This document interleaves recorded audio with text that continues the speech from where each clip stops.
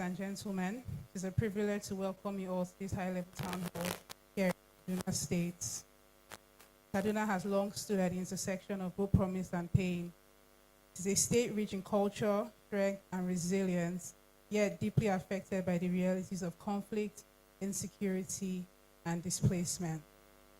Entire communities continue to navigate the impacts of violence, and within these communities, women and girls often carry the heaviest burden.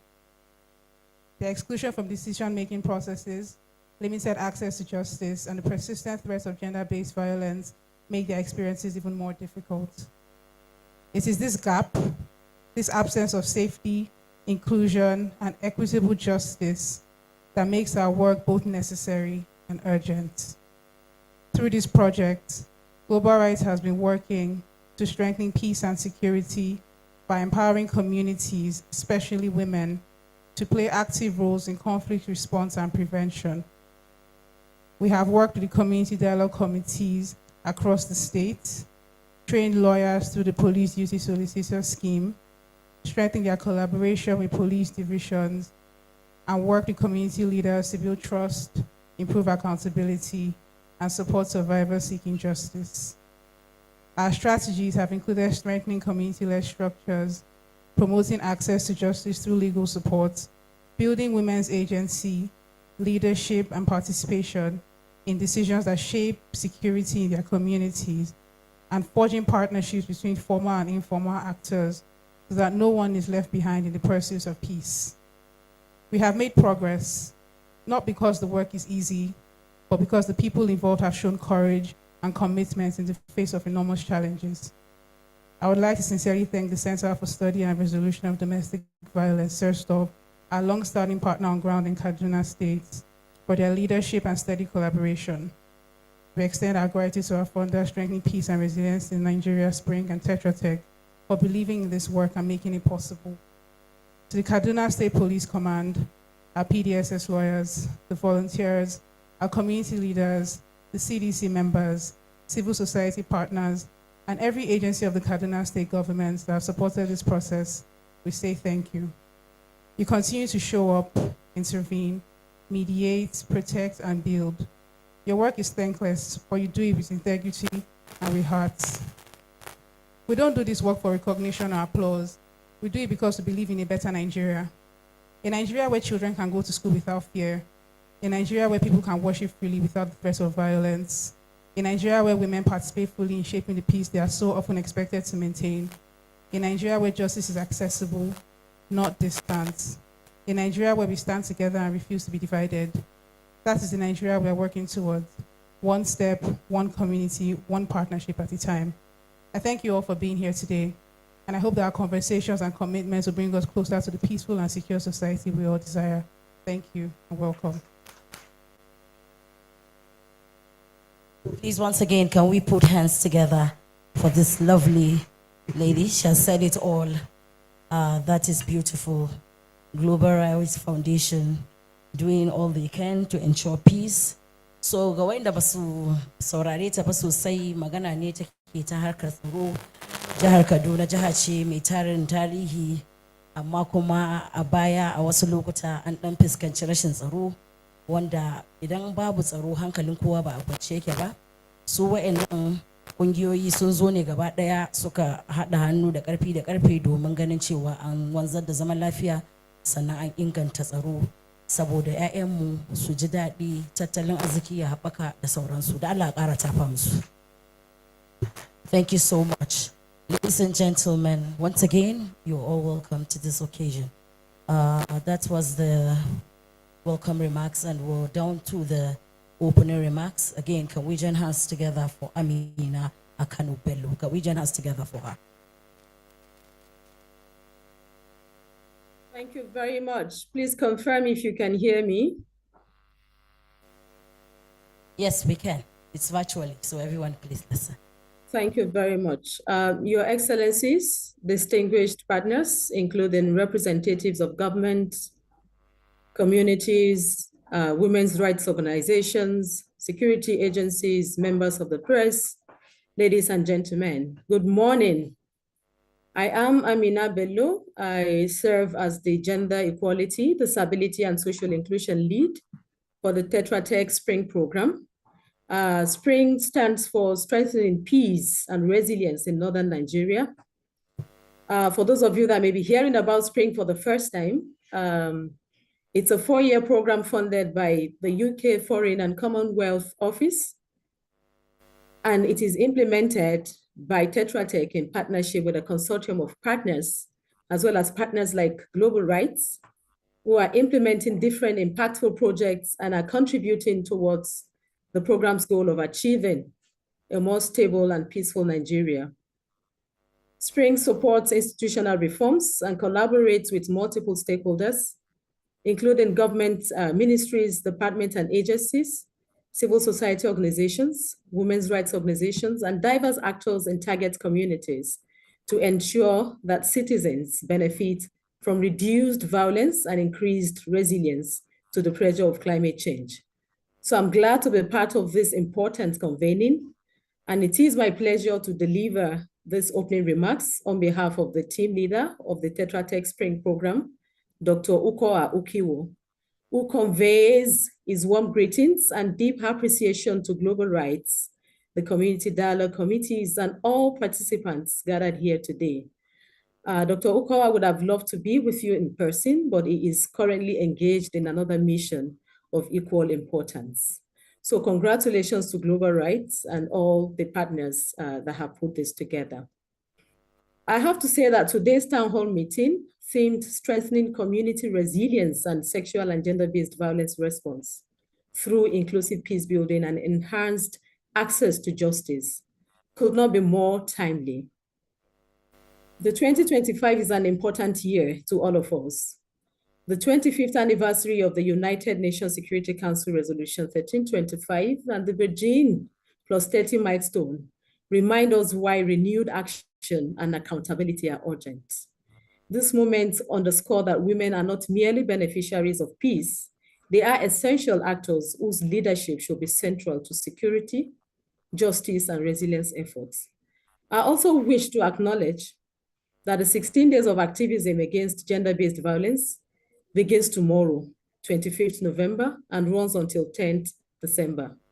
This period invites us to intensify our efforts to prevent sexual and gender-based violence, including rising threats of digital violence, supporting survivors, and also strengthening response systems and holding institutions accountable. Across Nigeria and globally, evidence consistently shows that women play critical roles in preventing violence, supporting survivors, mediating disputes, strengthening early warning systems, and building social cohesion. Yet their contributions often go unrecognized and unresourced or excluded from formal decision-making spaces. So strengthening inclusion and ensuring access to justice are therefore necessary, as they are fundamental to achieving sustainable peace in Kaduna and Nigeria at large. This gathering offers a valuable opportunity to reflect, learn, and deepen our collective efforts to elevate the role of women, including women with disabilities, in peace and security in the states. Ladies and gentlemen, it's important to mention that on 31st October 2000, the United Nations Security Council unanimously adopted the UN Resolution 1325, which led to the emergence of Women, Peace and Security Agenda. And the resolution is considered as a landmark resolution because it was the first to link gender equality to international peace and security. The resolution calls on UN member states, including Nigeria, to contextualize strategies to ensure increased representation and meaningful participation of women in peace and security decision-making. It also calls for protection of women's rights from sexual and gender-based violence and all violations of women's rights before, during, and even in post-conflict situation. And most importantly, it emphasizes the need to integrate gender perspectives in peace building and peace processes, talking about conflict prevention, peace building, and post-conflict reconstruction. And we all know that the adoption of the resolution and related resolutions have contributed to a significant shift in global and our national peace and security architecture. I'm sure many of you may be aware that Nigeria has made commendable progress in advancing the Women, Peace and Security agenda.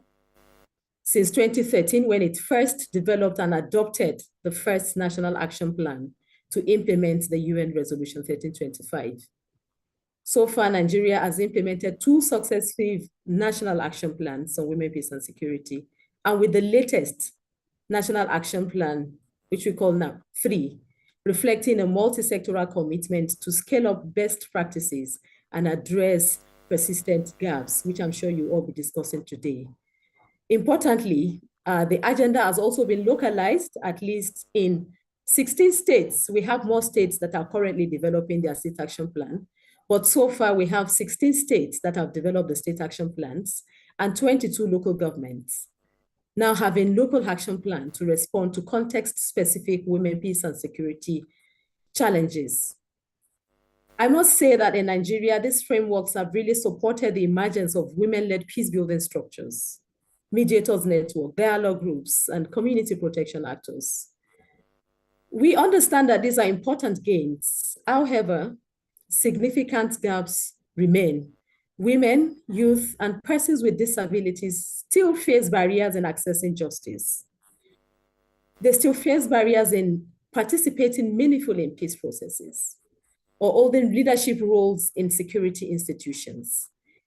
Many of them remain excluded due to harmful norms, stigma, cost, limited mobility, or inaccessible systems.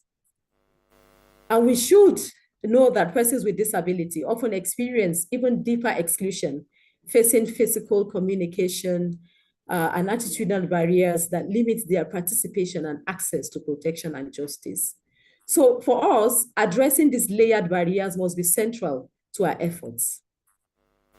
It is important to emphasize that the case for women's participation is backed by strong, consistent evidence.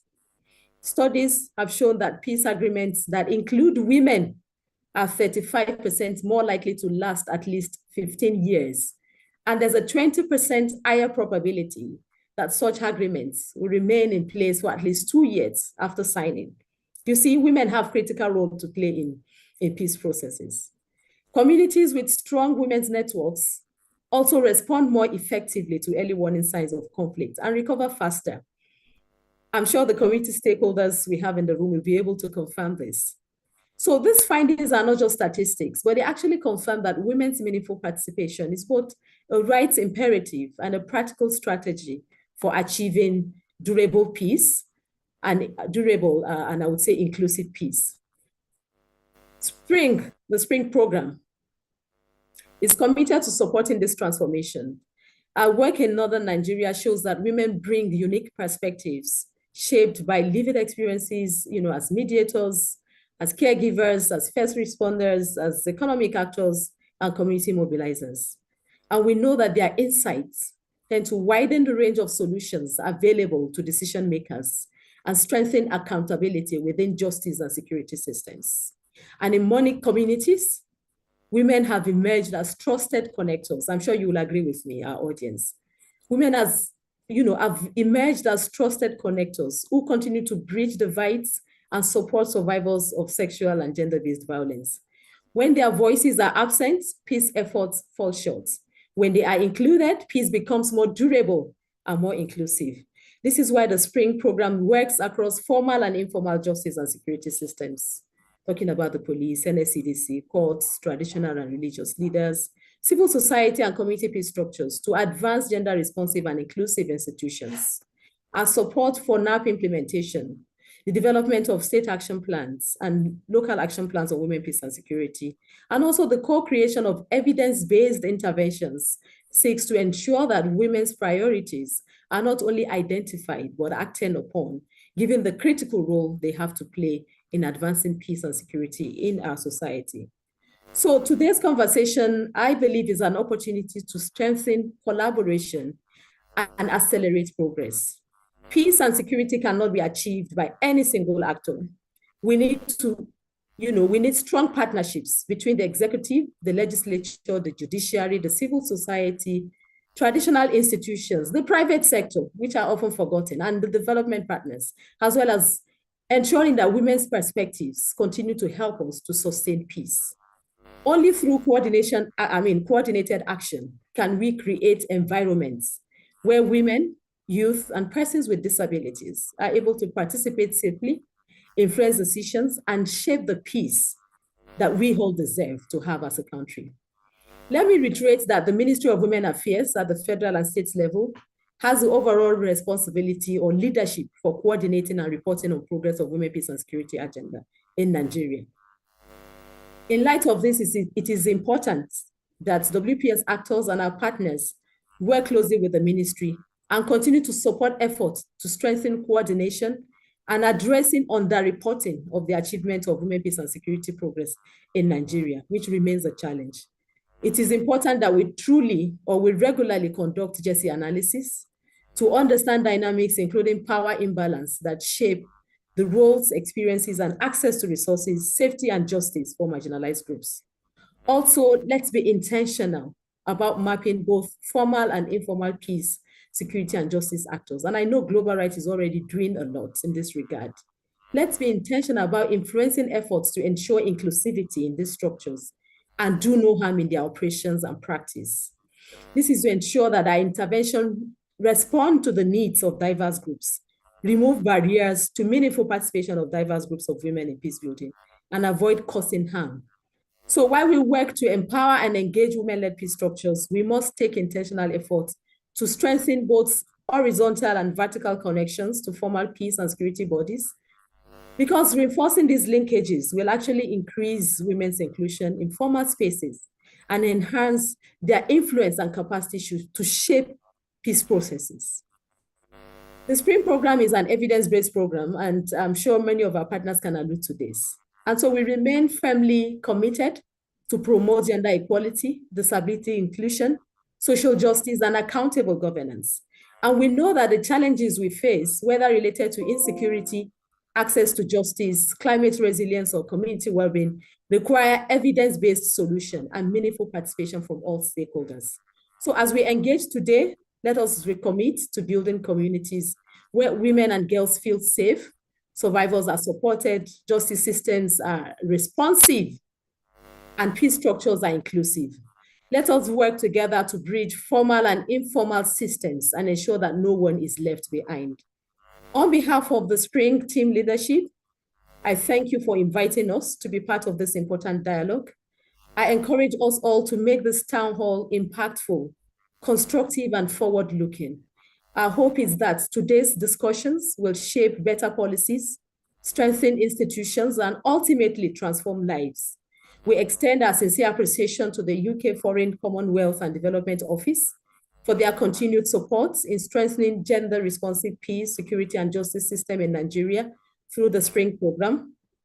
And lastly, I want to say that Tetra Tech as an organization remains committed to deepening partnerships and supporting resilient, inclusive communities where women, persons with disabilities, youth, and other marginalized groups can play leadership and meaningful role in peace and security. And we thank you all for the great work you are doing to advance peace and security in Nigeria, particularly in Kaduna State. Thank you, and I wish us all fruitful deliberations.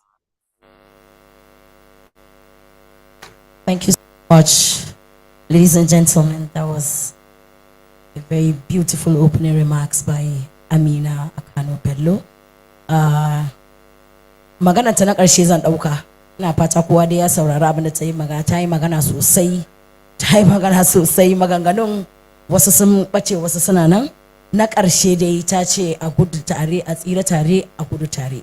Duk abin da ake yi a nan abu ne wanda aka kira masu ruwa da tsaki akan abun, kuma domin a haɗa ƙarfi da ƙarfe na ganin cewa an tabbatar da zaman lafiya, an wanzar da zaman lafiya, an gudu tare, an tsira tare ba tare da barin wani a baya ba, kamar mutane masu nakasa, mata da matasa gabaki ɗaya dai a haɗa hannu domin a tabbatar da lafiya. Da Allah ta fa mata. Thank you so much. We're down to the goodwill message, and we're going to be inviting our dignitaries for the goodwill message. Before I go to that, I would like to welcome Hakimin Bunun Zazzau, who is representing the Emir of Zazzau. Da Allah atapa mishi. And we also have CSP Martins Danjuma Leo, who is also in our midst and ably representing the Commissioner of Police. Can we give him a beautiful round of applause? We're going to start with the Royal Father. I think shi ya kamata ya fara yin saƙon fatan alkhairi, that is goodwill message, and I would invite the Hakim Bunun Zazzau, who is representing the Emir of Zazzau, to please say his goodwill message. Allah, I mishi taipi, mune maka barka da zuwa.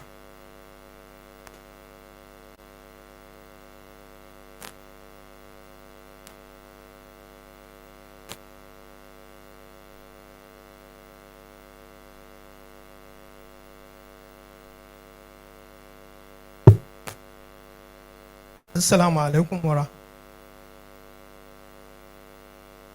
Na godiya da wannan rana, kuma wani abu da zan ce, ni ina zaune a ofis da girma hakimi baya shi da lafiya, sai aka kira ni aka ce zo in wakilce shi wurin.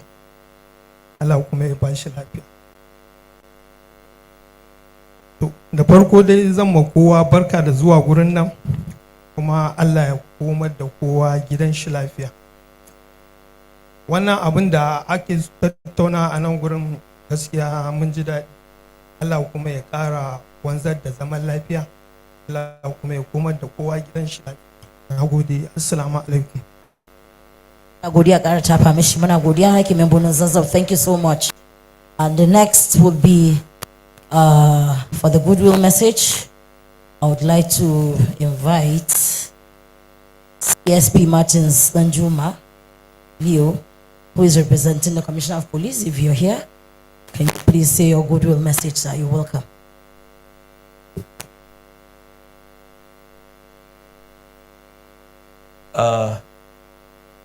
My name is CSP Martins Danjuma, as already had announced. I am here on behalf of the Commissioner of Police, who is unavoidably absent. I have his written message quickly read out in compliance with the instructions by CP. This is a goodwill message by the Commissioner of Police, Kaduna State, CP Rabiu Mohammed, delivered by the head of legal department at the high-level town hall meeting, promoting peace and security through women's inclusion and access to justice. Distinguished government officials, representatives of global rights, civil society partners, traditional and religious leaders, women and youth leaders, disability rights advocates, members of community dialogue committees, and all invited guests, you're all good morning. I convey the warm greetings from the Commissioner of Police, Kaduna State Command, CP Rabiu Mohammed, who sincerely appreciates the organizers for inviting the command to this all-important engagement. The theme of today's meeting,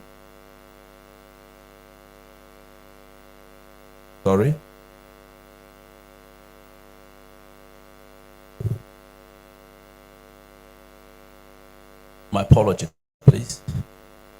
Yes. The theme of today's meeting, strengthening community resilience and SPG response through inclusive peace building and enhanced access to justice, highlights a vital truth: peace, security, and justice, which cannot be achieved without the full participation of women. Women experience the impact of insecurity and gender-based violence more intensely, yet they remain central to early warning, conflict resolution, and community cohesion. The Kaduna State Police Command recognizes this role and continues to advance gender-responsive policing through collaboration with civil society, including global rights, to support survivors and improve access to justice. Closer community police partnership, ensuring women feel safe to report crimes, as well as engaging in security discussions. Ongoing reforms to uphold dignity is also part of that. Fairness and human rights in our policing practices. We also appreciate the Spring Initiative supported by the UK Foreign, Commonwealth and Development Office, FCDO, for enhancing inclusive peace building and community resilience in Kaduna. Such partnership complement our efforts towards trust-based, community-centered policing. However, sustainable peace requires collective action. We rely on government agencies, traditional and religious institutions, civil society, and community leaders to help remove the cultural and institutional barriers that limit women's access to justice and participation in peace processes. And so on behalf of the Commissioner of Police, I commend Global Rights and its partners for convening this beautiful forum. The Kaduna State Police Command remains very committed to supporting all initiatives that advance peace, strengthen justice, and safeguard the rights of women and girls. This is from my Honorable Commissioner of Police, and as the OC Legal of the Command, and on behalf of all lawyers in the Command, I am also saying you all welcome. And I wish all of us a fruitful and very robust deliberation. Thank you very much. Thank you, sir. That was lovely. The next person who is going to be saying the goodwill message will be a representative of the NSCDC State Commander in person of, her name is ACC Ondi Alubem. Can we join hands together for her? Good morning, House. Please permit me to stand on the already existing protocol. I am on the Alubem, as has been called. I am here on behalf of my Commandant Panam Musa of Nigeria Security and Civil Defense Corps, Kaduna State Command. Yes, we are happy to be here. It's a privilege that I'm standing before the Commandant. May I read the message, the goodwill message from my Commandant. Basically, promoting peace is linked to the meaningful inclusion of women at all levels of decision making and ensuring they have access to justice. This approach is fundamental to building stable and resilient societies because it addresses issues of inequalities that often fuel conflict or instabilities. One giving a goodwill message to this topic, promoting peace and security bureaus, women inclusion and access to justice. I have cut across diverse perspective, empowerment, sustainability, and collective responsibility. Meaningful inclusion of women brings diverse perspective to peace building and conflict resolution process, which brings more comprehensive, durable, and sustainable solutions. Ensuring women access to justice not only protects their fundamental human rights, but also empower them to become active agents of change and peace within communities. True peace is not just the absence of war, but presence of justice and equality for all. Societies that empower women and uphold the rule of law for all citizens are inherently more just and less prone to violence. Promoting of peace is a shared endeavor that requires ongoing commitment from government, civil societies, international partners to break barriers and create an environment where individuals, regardless of gender, thrive to contribute to a peaceful future. At this juncture, NSCDC, Kaduna State Command, is ultimately declaring that fostering peace through women inclusion and access to justice is a powerful investment to a brighter, more equitable, and secured world for future generations. Civil defense is ever ready to work with us to promote peace, and more especially, more equitable inclusion of women into building peace. May God help us. Thank you. Thank you so much. Next, we're going to be inviting a representative of the Commission, Ministry of Justice, Hajiya Halima Abubakar Ladan. Can we join hands together? Ministry of Justice. Masu tabbatar da tsaron.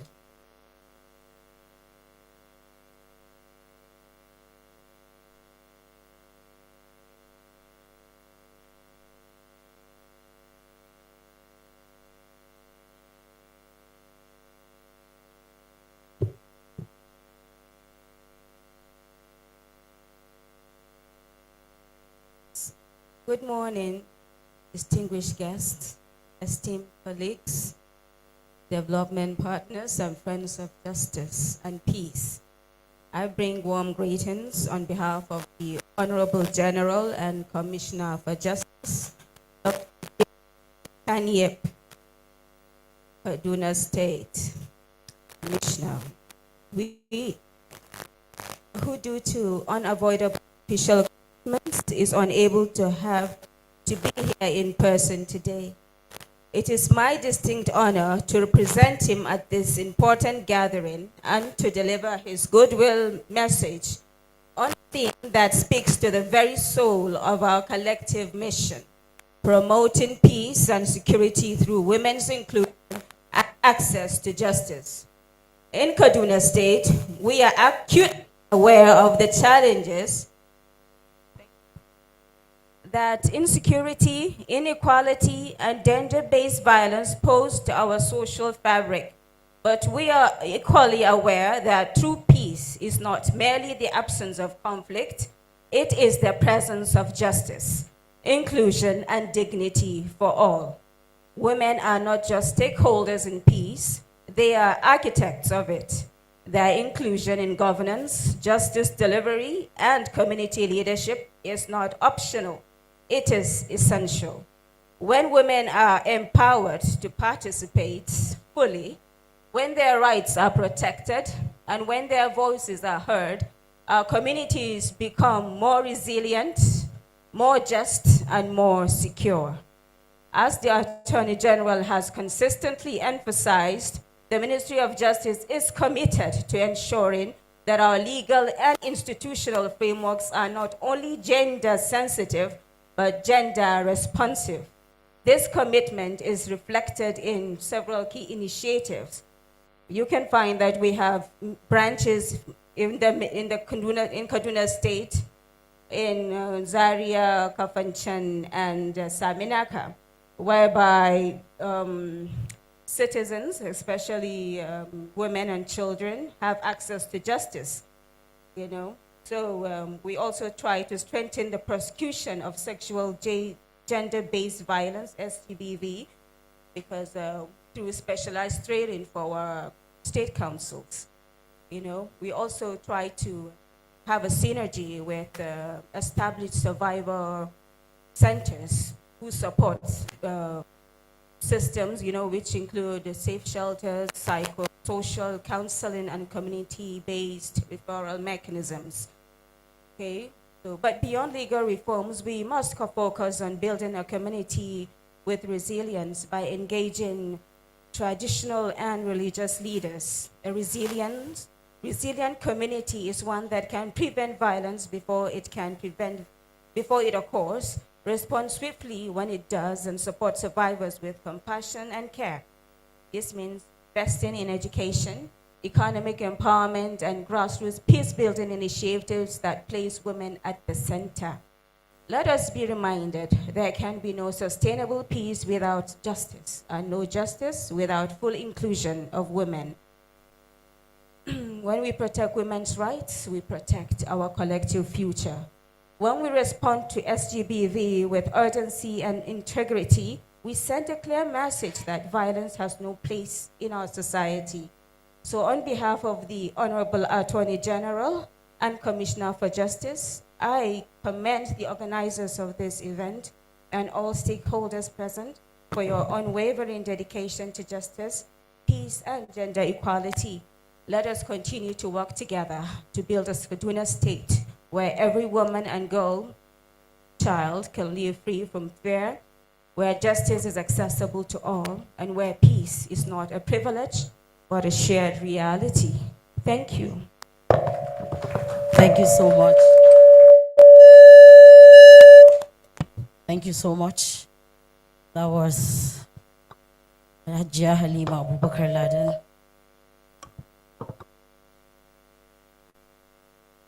Thank you. We're still on the goodwill message. Ma, please, you may wish to move to the front. Can we give her a beautiful round of applause? For the next goodwill message, can we do like 5 minutes so that we can proceed? Ladies and gentlemen, I'll be inviting from the women wing of CAN, the state chairperson in person of Bishop Esther. Can we give her a beautiful round of applause as she comes forward for her goodwill message? Bishop Esther. You're welcome, ma.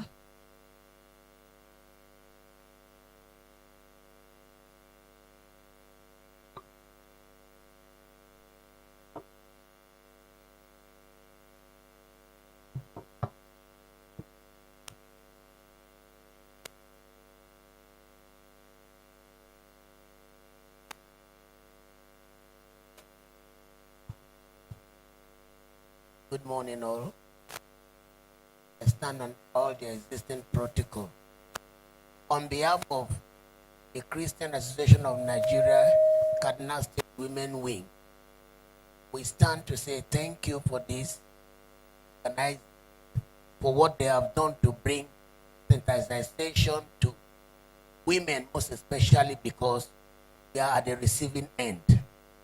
Whatever happened, mothers suffer a loss.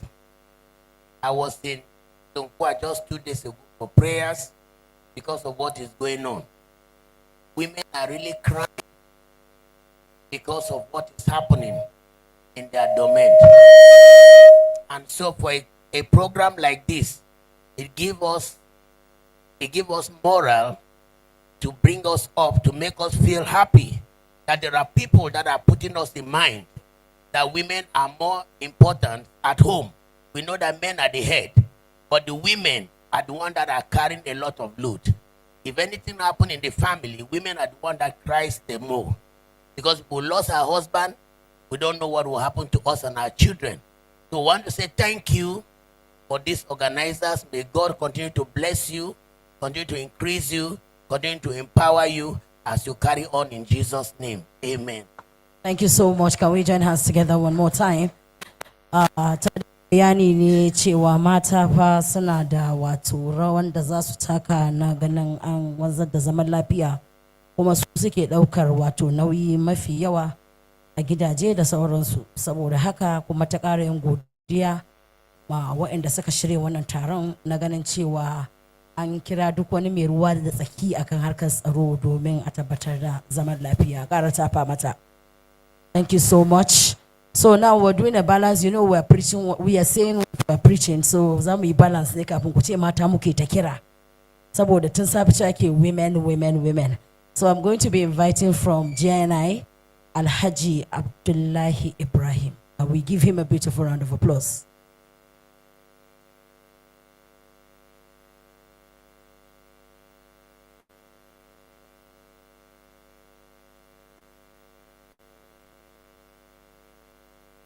Assalamu alaikum wa rahmatullah. All protocol duly observed. Good morning, all. We as JNI feel that the situation in the world is not comfortable for humanity. Looking at the present situation we find ourselves, JNI is calling for peace all over the world. We are calling everybody to embrace peace for a good world order. JNI and Kaduna State have been working with and collaborate with NGOs, religious bodies, security agencies, traditional leaders, NGOs, and CSO to ensure that peaceful coexistence in Kaduna State and Nigeria at large. Finally, those are open for any kind of contribution to support both peace in Kaduna State, Kaduna at large. We really appreciate global rights for bringing all stakeholders together to promote peace. So, Madalla, thank you so much from Jama'at Nasr Islam. They are also calling for peace. Suna ƙara kira ne akan cewa haɗa kai fa, kuma suna tabbatar ma kowa cewa sukan yi haɗin gwiwa da ƙungiyoyi masu zaman kansu, da gwamnati, da sauran wato malaman addinai kala-kala domin a tabbatar da zaman lafiya. Yau duk abin da ake magana ana magana ne akan zaman lafiya da tsaro na jiha da ƙasa gabaki ɗaya, da Allah ta fa musu. So na ƙarshe da za mu ɗauka shine we're going to be hearing from the Khan, from Christian Association of Nigeria kenan, wato Reverend Ma'aji Caleb. Can we please join hands together? Kun san cewa idan ana sa a tabbatar da tsaro fa sai an dangana da malaman addini, saboda wasu sun fi sauraron malaman su na addini na tabbatar da zaman lafiya. Welcome, sir.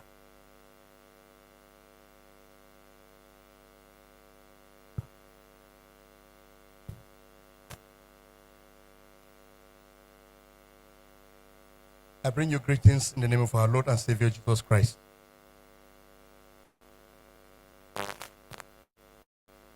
We are here this morning with Secretary of Khan, Kaduna State, Venerable Superior Evangelist Okunola. He's over there seated. You're welcome. Peace building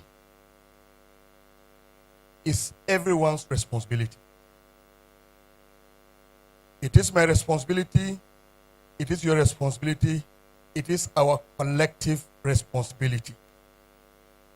It is not just meant for the security agencies. It's not meant for the traditional institution. It is not just meant for the religious setting, but it is our collective responsibility. And if all hands are on deck, all of us will be happy with that. But if there's no peace, all of us equally pays for it. Because together we are supposed to do this, together we are supposed to enjoy it, together we are supposed to benefit from it.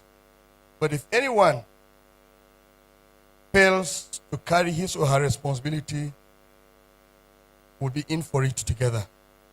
This is a very good meeting that we are aligning ourselves with it, because the mothers, the girls, equally have pivotal roles to play.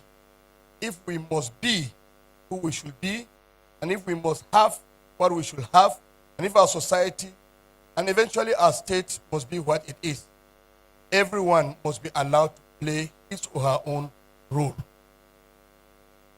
We want to commend the security agencies for always putting in their best. Most times, they seem to even be overstretched, yet they are not giving up. You are not giving up because the religious institutions are backing you up with their prayers. And if we don't pray for you, there's little or nothing you can do. And we are sure we'll continue to do that. That is why when it gets tough, we all will be asked to return back to God and to pray and plead for his mercies. And that's always led by those people like some of us. Can Kaduna State truly stands with the organizers of wonderful and lofty programs that are sponsored and organized by institutions such as this, and that we will continue to do. Let me say, if we must have peace, if we must have the desired security, these three factors are very, very important and very necessary that must be taken into consideration. One, for us to have peace, we must be equitable to each other. For us to have peace, there must be justice to all. For us to have peace, we must own it. We must not only promote it, but we must equally pursue it. I therefore call upon all of us to please support organizations such as those that are hosting this event so that the desired result will be achieved to the glory of God and for the benefit of humanity. Thank you very much for putting up this program that we've been. But to everyone that is here, Alete Mekeku. Thank you so much. Ladies and gentlemen, that was Reverend Ma'aji Caleb from the Christian Association of Nigeria. Inda ya tabbatar mana da cewa shi fa tsaron nan da kuke ga ana ta surutu ana ta magana akai ba abu ne da ya rataya akan mutum daya ba. Ya ce abu ne wanda ya rataya akan kowa, ba wai malaman addini kawai za a ban mawa suna yi ba ko kuma masu tabbatar da tsaron ko kuma gwamnati ita kanta, amma ya ce collective responsibility ne, kowa da kowa sai ya yi nashi, ya taka rawa na ganin an tabbatar da zaman lafiya. Da Allah ƙara tafa ma Reverend Caleb. Thank you so much. Once again, you're all welcome to this meeting. Moving ahead, we're going to take the impact documentary. So sit back, relax, and watch the documentary. Thank you.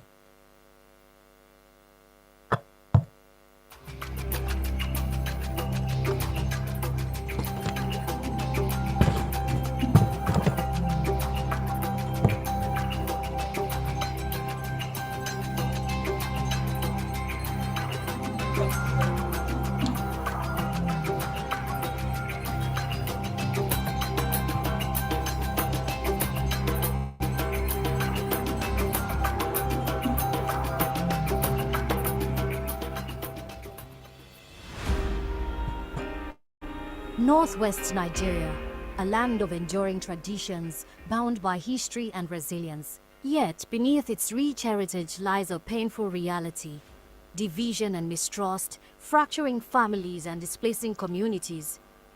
Violence replaced dialogue, and the weight of inequality silenced too many voices. Lack of communication platforms, the exclusion of key stakeholders, and the absence of accessible early warning systems left vulnerable communities exposed. As a result, banditry, kidnappings, farmer-herder clashes, and intercommunal violence continued to escalate. Global Rights, with support from the Foreign, Commonwealth and Development Office, UK, launched an intervention to address these issues in northwest Nigeria. Through strategic relationships with influential stakeholders, the organization implemented community-driven initiatives through community dialogue committees, CDCs, early warning response coordination systems, and the gender action learning systems, girls programs in Sokoto, Katsina, Kano, and Kaduna states. Traditional rulers, religious leaders, law enforcement agencies, women and youth came together to find common ground, discuss issues, and create solutions that reflect their aspirations. At Global Rights, we have a not for us without us policy, which puts our partners at the driver's seat of any project. And it wasn't any different for this project.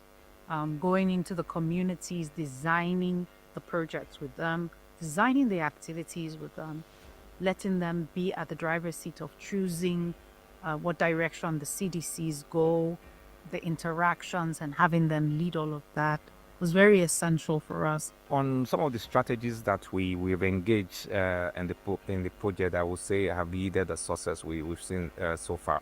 I think one key strategy is actually working with the community to identify the issues themselves, and then working with them to create solutions to these issues. And it's those solutions created that now inform our implementation strategies and our approach and models that we're using for the project. And I think that has greatly contributed to largely contributed to the success that we've seen on the project. We have been seeing a lot of training, a lot of partners do not support, but we have never seen that one impactful like Global Rights. So you bring in people themselves, engage them to come up with their issues, and also you engage them to come up with a solution to their problem. This is very, very community-friendly approach. We need it. We want it to sustain so that we touch more lives of unmatured girls and the matured women that have been denied right to talk, right to speak, right to claim a right to participate into community, right to participate into domestic decision-making. Conflict settings create an even more fertile ground for crimes of sexual and gender-based violence. The protracted crisis in northern Nigeria, the breakdown of formal and informal protection mechanisms, lack of security, displacement and migration, proliferation of insurgency groups, and poverty have undermined trust and cohesion in communities and exposed the most vulnerable, women, children, people with disabilities and youths to exploitation and abuse. What we realized in our early visits to the communities was that there were no structures for women engagements in that sense. In that even though women were the ones who were disproportionately affected by conflict and violence in the region and in the community, there were no specific platforms for that sort of dialogue where women could engage. And even where there was a semblance of those platforms, there were hardly any women participating or contributing directly in those discussions. Women have no voice. They don't even listen to them. One of those things I've observed in Sokoto is this widespread lack of capacity, lack of skills to handle issues, to understand those issues, and to see how within their own context and with the limited resources that they have, they can actually handle. Before the training, it's like men usually doesn't help their house and household chores. Even apart from that, even in decision making, or men usually used to get angry at their wives without even knowing the reason. That maybe if something happens, they don't bother to ask what happened, they will start shouting at the wife, which usually used to bring misperception in the household. So before the global right intervention, there were a lot of gaps in the community whereby you find out that GBV cases are happening and there's nobody to like help, there's nobody to respond, and a lot of us, we are actually ignorant of what to do, actually. Sokoto, located in a most conservative state with religious sensitivities. Male is a major decision maker in family and in community. Women have been denied every right to participate in the decision making, domestic decision making, as well as community decision making. Well, this gender-based violence is abuse of women's rights. You see, the issues that I'm facing here, people maltreating, abusing women, abusing their children. See, you find somebody who just beat his wife, pack her property and throw away, or even injured her. The center was open since 2019, and we have recorded 4,422 or 26 cases, male and female, and mostly women affected, 3,801 cases of women and young girls. The toll was beyond measure. Women and girls suffered in silence, lives cut short, families torn apart, futures left in ruins. The absence of trust ran deeper than marriages and communities. It carved a divide between the people and those who want to protect them. We have so many challenges. When we started intervening on GBV cases, the most challenges are domestic violence, especially between husband and wife, and rape cases. When the project started, one of the critical challenges we face is one, illiteracy. A lot of the members of the community are not well aware of one, the function of some security agencies and institutional agencies that are available that they can seek redress whenever they are faced with some of this violence. Two, we have challenges such as poverty. A lot of the survivors are actually propelled by the level of poverty because they are too poor to seek for legal redress to some of the threats they face. In the darkest moments, hope often finds its strongest voice. Here is a story of how technology, dialogue, and women's empowerment are helping to build bridges of peace in northwest Nigeria. Whispers became conversations. Conversations became a movement. They call this movement the Community Dialogue Committee, the CDC, a simple name for an ambitious dream, a platform where voices once silenced could now be heard. First of all, there are entry points. If, for example, your target audience are the women and the young girls, you cannot just straight go to them, not just to the elders, but the critical stakeholders, the religious leaders, the traditional rulers. So these were the people we have to, speak to. We call them the gatekeepers, and they were able to give us access to the communities. And I think that was really very important. The second aspect of this navigation is that we didn't come as if we know it all. We had to rely on them because they speak the language, they understand the culture, they understand the complexities, the political and domestic experiences that they have within those types of environments. We're very particular about ensuring that there was ownership or whatever it is that we're doing. So, for example, we put the community dialogue committees were for the community members, by the community members.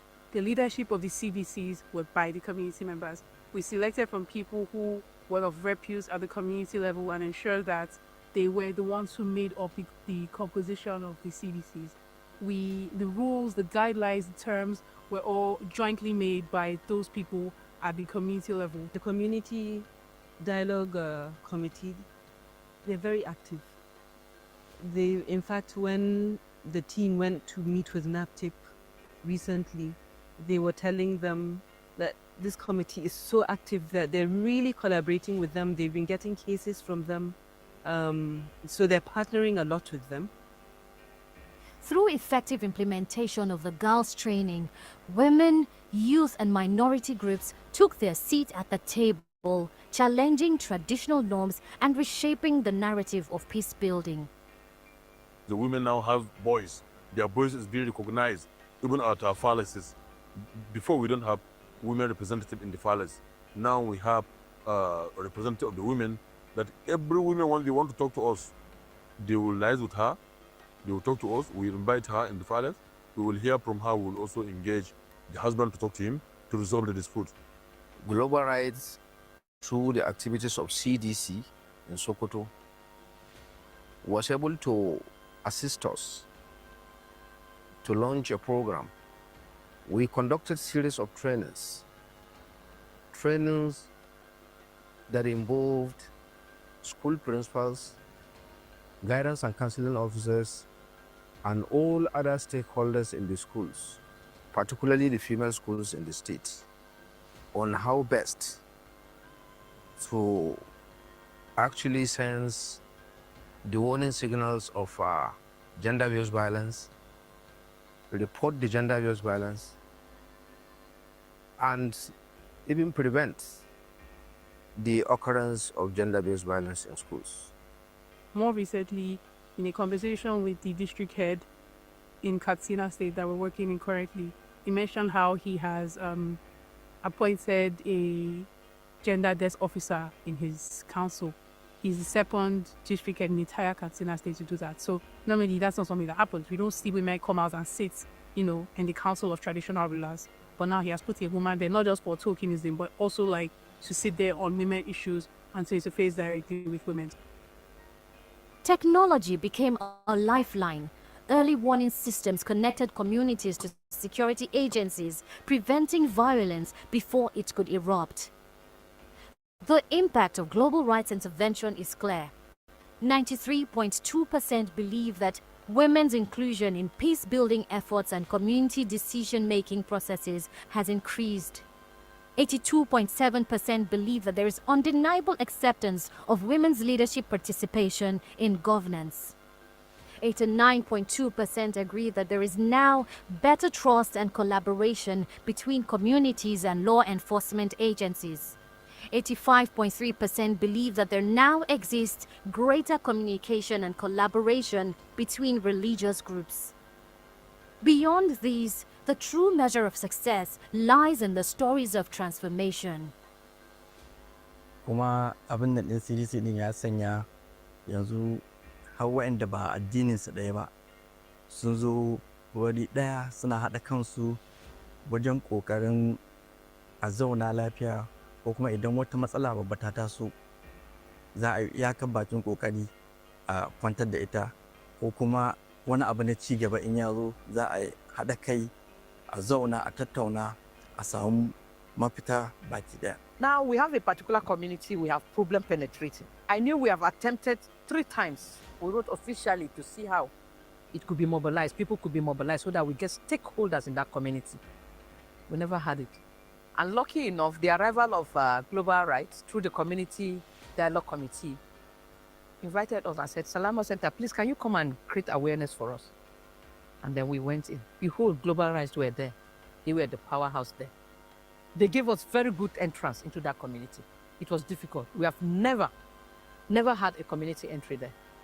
All effort proved abortive until their arrival. Now we go in 5 times already.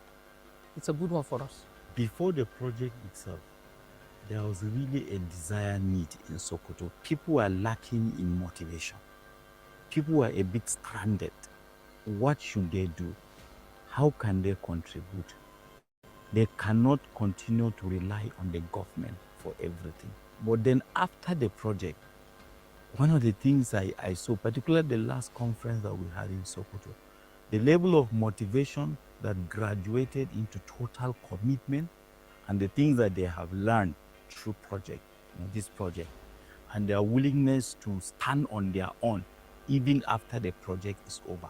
So the compelling story is the availability and also the access and the willingness of women to come out to speak, to give their own side of the story and be willing to become agents in this transformative journey that we have experienced. And it's something that we really shouldn't lose sight of. It's really key and it's important. There are a lot of things that I don't even share with her. I don't even need her assistance or her advice. But after the girls' training, I normally share some things with her. I want to appreciate Global Rights for this intervention, most especially in our communities. A lot of women and children have been abused. But without the awareness, they feel as if there's nothing they can do. But because we have created a lot of awareness today, there is peace in our community. We had a very wonderful time to celebrate Christmas, and both faiths came together. CDC Gagi, we met together, and we ate together, we spoke together. We had a very wonderful time to commemorate that very festive moment, which ordinarily wouldn't have been possible. It would have been seen as strange. It is only for Christians, that seclusion would have been there. But with what interfaith dialogue has garnered over the years, and especially with the CDC, it has really helped to bring us together, and we feasted together. We were on common front, and that really helped to foster our relationship. So now I believe we sustain this good momentum. Now community is safe, the women are safe, the women has voice, their voice are recognized. Just last week, I was asked to invite 100 women at the community. So could you imagine 500 women participate? Before, it's very difficult for me to assemble 50 women a day. But I can look at this time around, I can assemble more than 500 women to engage them in some of the issue decisions we want to take that touches them. Issue like health thinking behavior, issue like girl child education, empowering girls and adolescent girls to school, issue like elimination street hawking among our girls to combat their hours of hawking into school hours. So it's very now very okay. So the community is safe, women are safe now.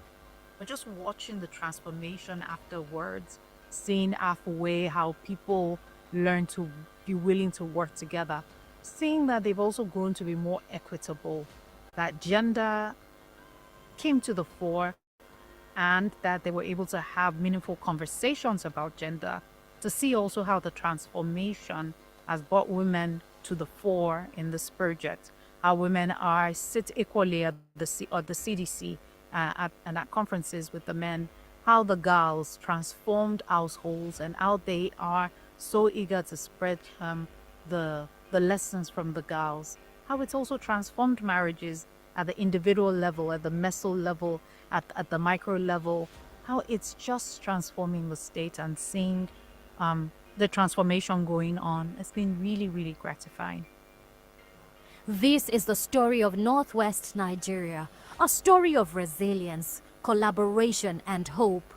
It is a reminder that even in the face of adversity, bridges of peace can be built, not with steel and concrete, but with technology, dialogue, and unyielding courage. This is not the end of the story, it's just the beginning.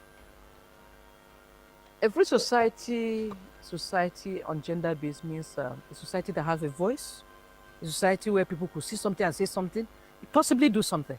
A conflict-free Kano for me would be a place where there's peace, where women are free, women and girls are free to gain the skills, the access opportunities, and to be able to make their own choices without fear. We should be able to relate and really be a support to one another. That's what I look forward to, a society where I can sleep comfortably. My neighbor is there, I can also stand in for my neighbor if he's not there, and we can be able to stand in for each other. A home of peace and a home to live in, and a home that I will never migrate to another place because I enjoy the environment whereby I'm living at, and it means that everybody will now, there will be hope. It brings back hope to me. A peaceful, conflict-free society is a society in which trust has been built, that there's a tangible asset of trust as part of their social capital. It's a society in which everyone feels safe in spite of their identity, whether that identity is gender or religion, whether it is ethnicity, that everyone feels safe, everyone feels seen, and everyone feels heard and accepted.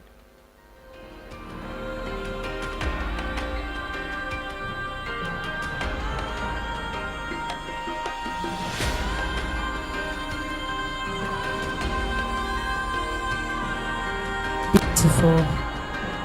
That was a lovely documentary. Can we please join us together for Global Rights for putting together this wonderful and beautiful documentary. I would like to welcome the Madauchin Ariwa Hakim Mbernawa, who is ably representing the Emir of Zazzau. Da Allah ya mishi barka da zuwa. Muna maka barka da zuwa. To, dai bayanan da aka yi a wannan documentary kowa ya ji ya gane, mu dai mata 'yan gata ne dan ba za a yi magana ɗaya biyu sai an ce Allah mata ku tafa ma kanku. Sannan kuma gare ku maza an ce kuna da ɗan nuku-nuku. Kuna son a zauna lafiya in gaya muku gaskiya, ku baje mana komai a tire. Ku buɗe mana komai. Just be transparent to a little extent and everything is going to be fine. I trust us. Can we please join hands together again? And the day will not be complete without inviting Dr. Tangugwa from the Human Rights Commission, who is going to be speaking. Anatamagana rights. I think they are in the best place to talk about it. Can we give him a beautiful round of applause?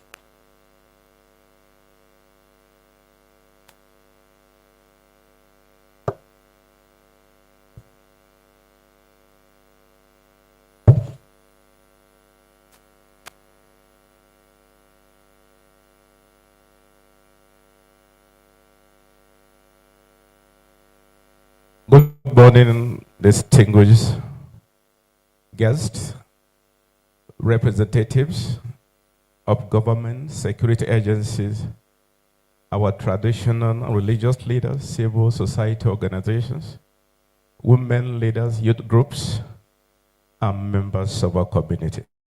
Good afternoon, all. It is my pleasure to deliver this good message at this important town hall meeting, which is focused on promoting peace and security through women inclusion and access to justice. I must commend Global Rights and other stakeholders gathering here this afternoon for recognizing that peace, safety, and justice cannot be achieved without the active participation and protection of women. Today's town hall meeting affirms a critical truth that we must all acknowledge, that there can be no meaningful peace and security without women's inclusion. And there can be no justice without accessible responsive, and survival-centered systems. At the National Human Rights Commission, this has been our major concern. I remember last year alone, we received about 4,000 cases, of complaint centered on what we're talking about this morning. So our mandate is to protect, promote, and to enforce the right of all persons, especially vulnerable groups. Across Kaduna and Nigeria and the entire Northwest, we see that women's exclusion from decision-making, limited access to justice, and persistent gender-based violence remain major barriers to peace and development. We also see how cultural norms, economic hardship, fear of retaliation, weak accountability systems often silence survivors and shield the perpetrators. These are issues we need to deal with and to also address.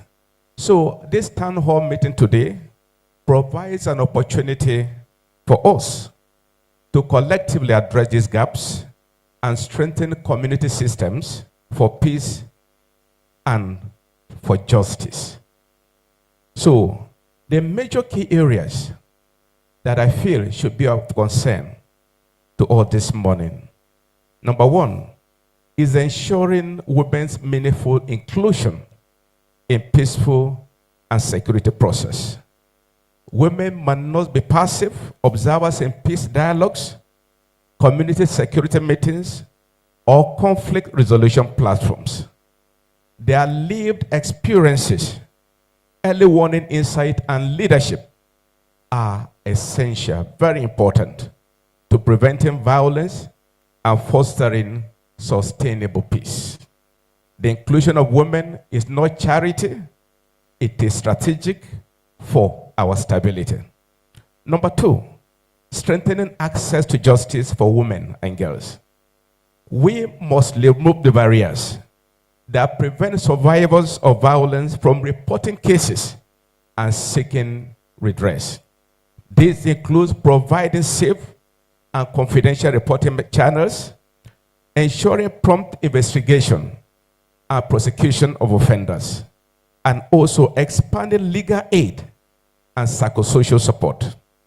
It also includes training law enforcement and judicial officials on handling SGBV and conflict-related violence. It also includes promoting community awareness to reduce stigma and prevent harmful practices. And also, we need a justice system that works. A justice system that fails women cannot promote peace. Number three, building stronger collaboration among communities, security agencies, and institutions. We must have an understanding that peace building is what is a shared responsibility. Traditional leaders, religious institutions, youth groups, and women associations, civil society organizations, and security agencies, we must all work together to strengthen early warning systems, promote dialogue, and prevent conflict. The National Human Rights Commission stands ready to continue facilitating this partnership and ensuring that human rights principles guide our collective norms. Distinguished participants, true peace is more than the absence of violence. It is the presence of justice, inclusion, and dignity for all. When women are safe, when women are empowered and fully involved in governance and peace building, our communities become more secured, more resilient, and more prosperous. On behalf of the National Human Rights Commission, I reaffirm our commitment to advancing women's rights, supporting survivors, monitoring violations, and promoting accountability. We will continue to work with all stakeholders here to ensure that every woman and girl in Kaduna State can live free from fear, discrimination, and violence. Thank you all. I look forward to fruitful discussions and collective actions. Thank you.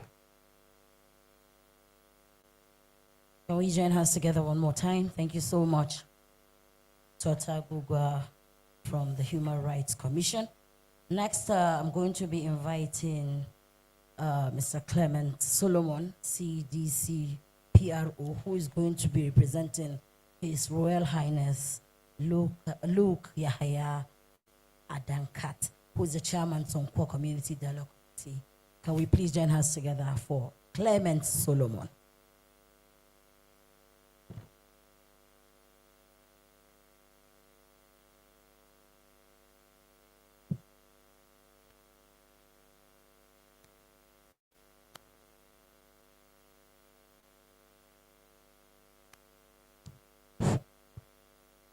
Good afternoon.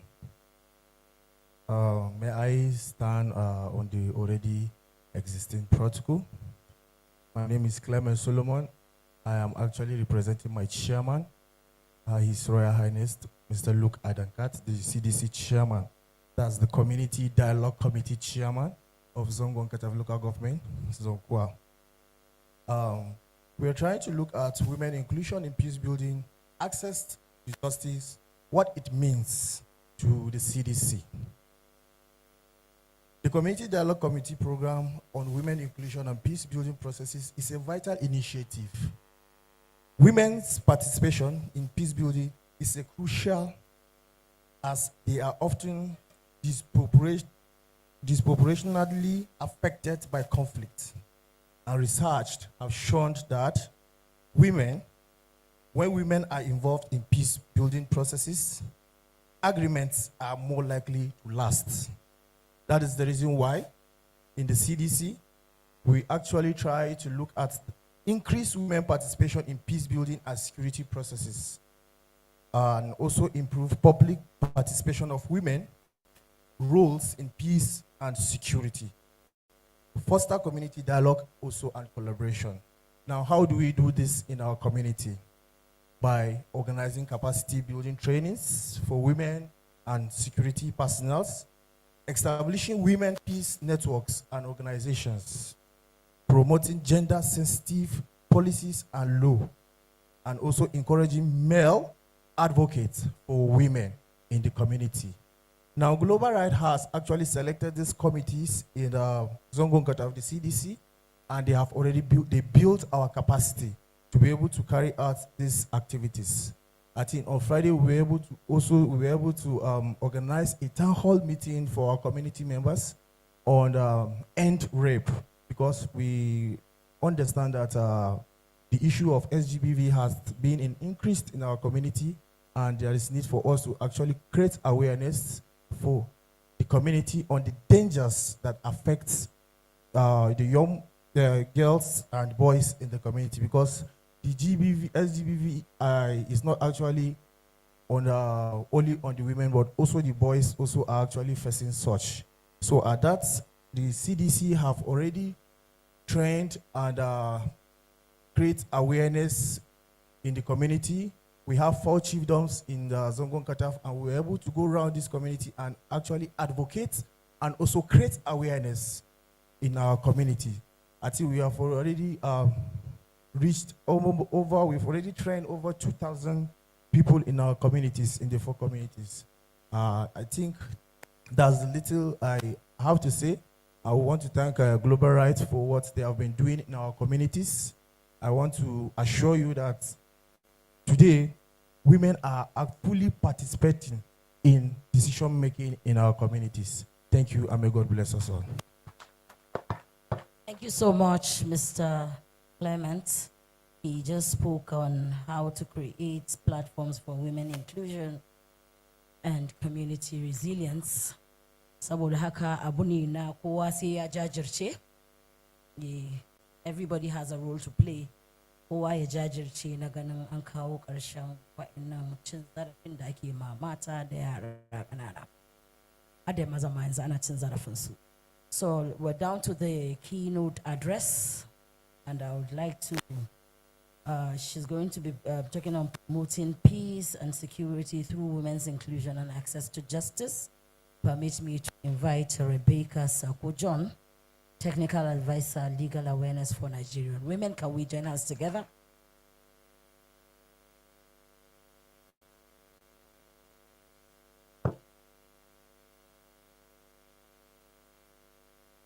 Thank you very much.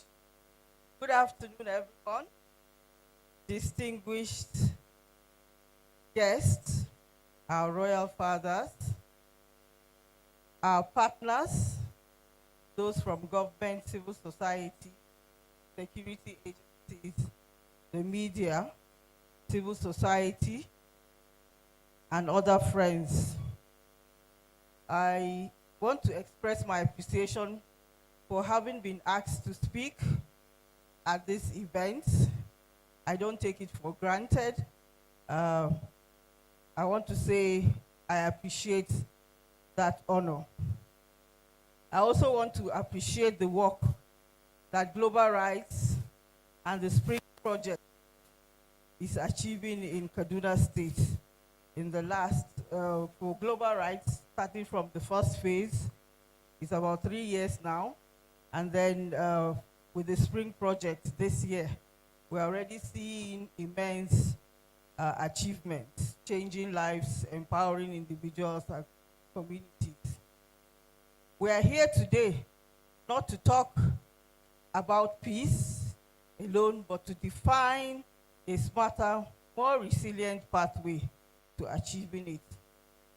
The theme, promoting peace and security through women's inclusion and access to justice, not a suggestion. It is a proven security strategy. Kaduna State, with its rich diversity, has also borne the burden of complexity, conflict, and in recent times is grappling with challenges of criminality and insecurity. Women bear the brunt of this crisis through displacement, loss of family members, loss of livelihoods, or reversals of roles to become breadwinner, and exposure to violence, amongst others.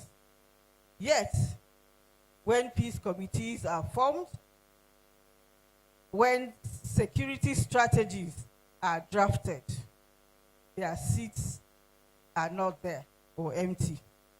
Or at best, you see a few. And I want to pause and repeat what I said at a Global Rights Mentoring workshop 2 weeks ago in Abuja. I've been involved in training insider mediators in Katsina State. We went round the local government, the focal local government where they're having insecurity, met with the local government, and the peace committees, two committees, and I will tell you, there was no single woman there. We appealed to them to have women in those committees to come for training. We had different clusters of training. At the end of the day, in training 120 people, the number of women we trained is not more than 12. This will show you that women are not being recognized as being worthy to be on the seats. The silence of their absence undermines the very sustainability of peace. We know that peace cannot be sustained by security patrols alone or by kinetic measures. It must be woven into the very fabric of our society, and the weavers of that fabric are often the women in our homes, in the marketplaces, and the communities. The exclusion of women from peace and security measures is not a neutral act. It is a major security vulnerability. It comes from many negative consequences, fueling insecurity and instability. When women are excluded, it means critical early warning information is missed, as women are quick to detect brewing tension. Women are also known as masters of local information networks, not gossips, as people likely say. That aside, exclusion can deny women who are disproportionately affected in conflict the platform to articulate and present those issues that should be incorporated into the peace agreement or recovery plans. Therefore, this paper will seek to look at the extent to which the state and society are promoting peace and security through women's inclusion and access to justice. Using the lens of the United Nations Security Council 1325, challenges the opportunities that are there for improved inclusion and access to justice. To do that, we'll start by understanding the key components, two key components here. Access to justice, what does it mean? It means that all people, especially the poor and marginalized, are able to resolve their disputes and redress or get remedies for violations of their rights through a fair, efficient, and accountable legal system.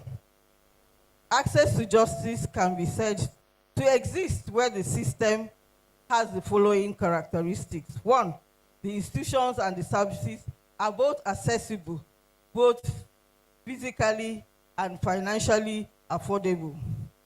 There's good legal literacy where people understand their rights and the legal procedures involved to enforce their rights. Justice is served in a timely manner without delay. The system treats everyone without discrimination, regardless of your gender, your class, and where you live. Legal judgments and remedies are effectively implemented and enforced so that victims actually receive the redress they are due.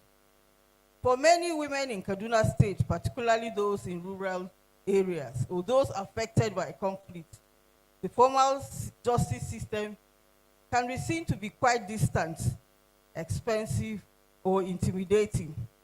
On the other hand, the informal or customary justice systems, where accessible, can often reinforce patriarchal and discriminatory norms on issues like land ownership, inheritance, and domestic violence. What is women's inclusion?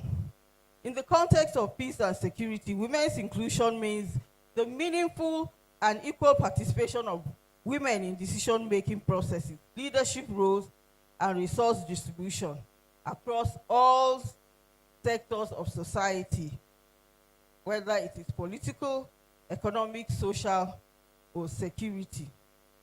It means that there's quality participation of women in all forums dealing with, example, peace committees, security sector, security council, legislative bodies, economic boards, etc. There's meaningful contribution of the perspectives of women. They are not only heard, they are prioritized and incorporated into whatever agreements are taken. There is provision for women with knowledge, to have knowledge and skills, and opportunities are provided for them to be in leadership and to influence the direction of policy and action. And then the diverse needs and voices of women across different age groups, ethnic backgrounds, and sociocultural status are equally reflected. So women's inclusion is therefore about giving women a voice, a role, and the power to shape decisions. It is about moving them from the periphery to the very center of action. When we speak of peace and security in Kaduna, we must ask ourselves, whose voices are shaping the agenda? While women make up almost half of the population, too often they are absent from the tables. And this exclusion is not only unjust, it is counterproductive. I want to quote what the UN Secretary General Antonio Guterres once said. He said, peace is not sustainable if women are excluded from peace process. And this has been found true when they are excluded. But where they are included, the story changes. And this happens because of so many things that have been said earlier. I would not want to repeat right from the goodwill messages they have talked about the impact or the positive effects of women's inclusion. I just want to add that when women are involved in mediation, it shifts the discussion from punitive measures to restorative justice. And that is what women convey to see. We are not interested in fanning the embers of conflict, but to see that everyone is satisfied, kind of win-win situation. Now, having discussed the meaning of those two concepts, I would want to say that the impact of women's access to justice is that when women have access to justice, everything changes. They report abuse instead of staying silent. They challenge harmful norms instead of accepting them.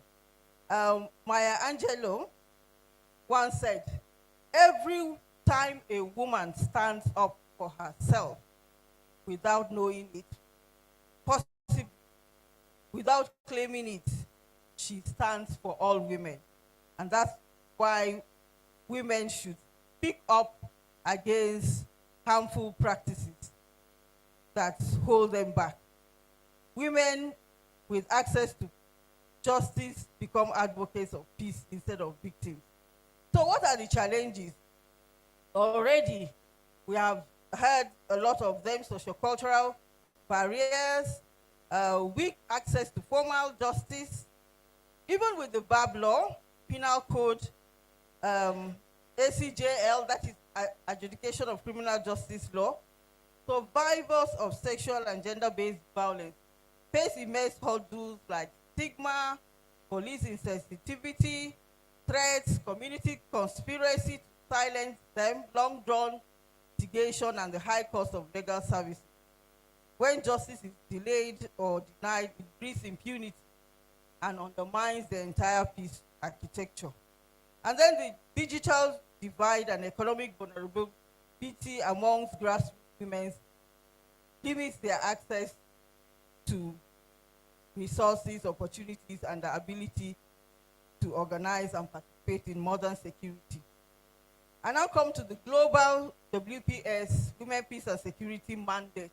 That is the United Nations Security Council Resolution 1325, which was adopted in 2000. This landmark resolution shifts the global agenda from seeing women as victims of war to recognizing them as agents of peace and security. And it is hinged on 4 P's: participation, protection, prevention, recovery, and relief and recovery. I would not go into the details. But there are also other UN Security Council resolutions that are similar to that. The one in 2009, UN Security Resolution 1889 and 2493, which focuses on women, peace and security implementation to be on the agenda and urging states to fully implement it. On the continent, the African Union has been a leader in the WPS commitments, adopting the solemn Declaration of Gender Equality for Africa and declaring 2010 to 2022 the African Women's Decade to accelerate WPS implementation, amongst others.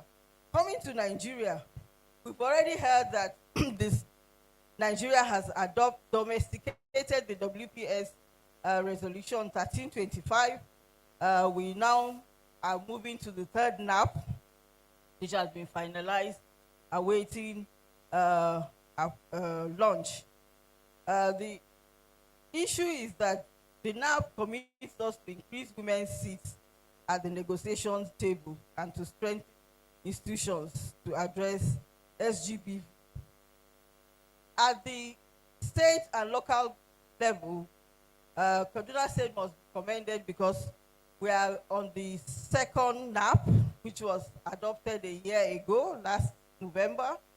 And then we also have some local governments, Kajuru, Chukun, and Jema, that have adopted local action plans on the WPS.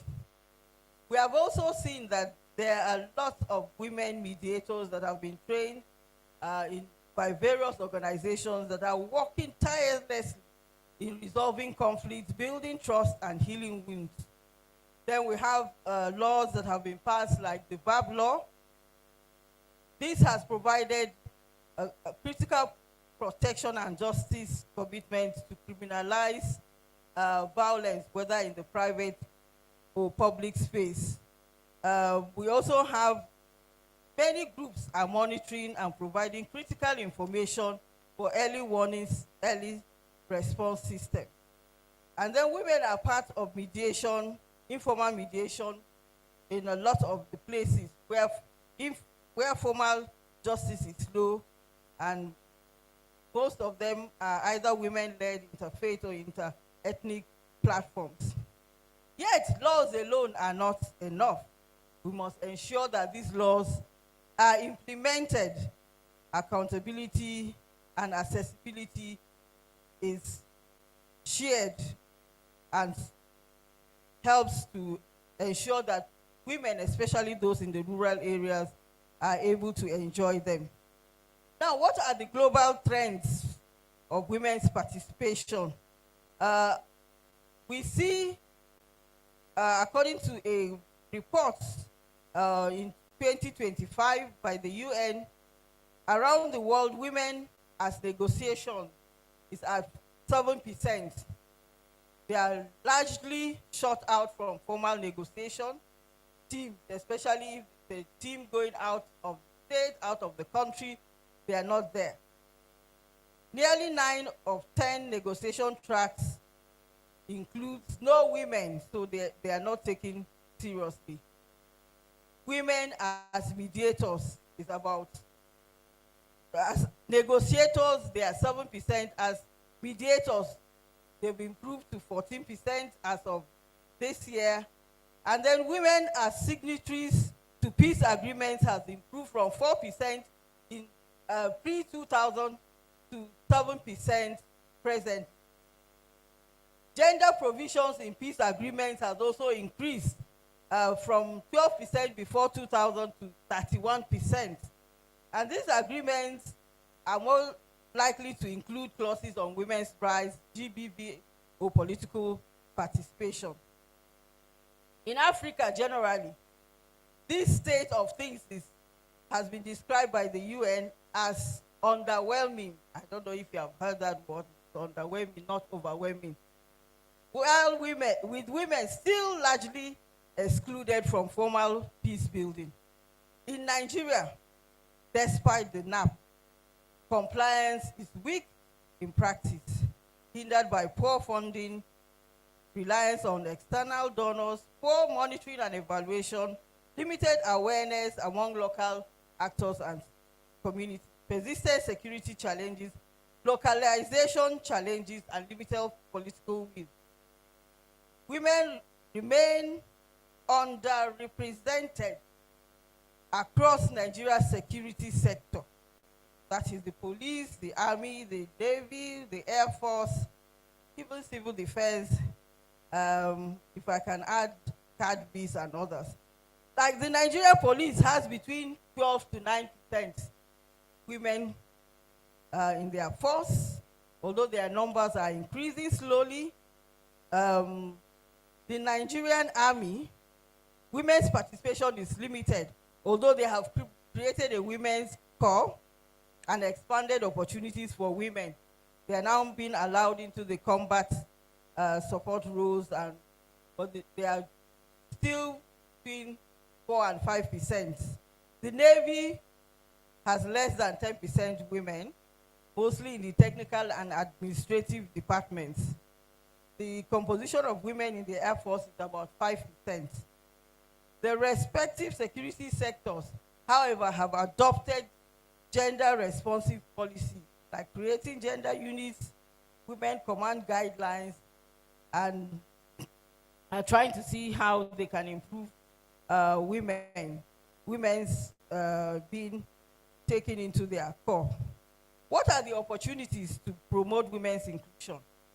I'm going to mention a few. One, we need to leverage on the tremendous work of trained women mediators, peace builders in communities like the CDC and others by whatever name their funders have named them, in resolving conflict, building bridges, social cohesion, and to link their community level success in dispute resolution to formal and enforcement structures, thereby creating a trusted, accessible, and culturally appropriate entry point. We need to ride on the back of existing policy to institutionalize women in security structure, moving the situation beyond ad hoc inclusion. So the WPS mandate for 35% minimum threshold. So if we advocate for that and push for constitutional reforms, as the ongoing women's seat is going on, we may be able to achieve success. But we need to track and engage in the review of all these policy reform processes, and then also how they are performing. And then also to push for appointments, more appointments made before the list comes out. Since Kaduna launched the WPS, on the same day Kaduna launched the SAP for WPS, also launched the YPS, Youth Peace and Security SAP. So this has created opportunities to integrate or to have intergenerational collaboration of women and youth who can jointly shape peace and justice initiatives. This can strengthen grassroots peace building and help in improving the situation. We can also bridge, there are opportunities to bridge the formal and informal justice system. And I need to explain this, since nobody from the justice system was given opportunity to talk about this. Justice can be made accessible, affordable, and culturally sensitive when women-led community mediation groups have skills that have been strengthened to serve as the first port of call for dispute resolution and linked to formal BAB law enforcement or penal code or other law protective laws, peace-building structures, and the Kaduna State Multi-Door Courthouse, using a clear referral pathway. The Kaduna Multi-Door Courthouse strengthens women's participation in peace by providing faster, cheaper, and more inclusive dispute resolution options, such as mediation or conciliation, which emphasize dialogue and mutually beneficial outcomes.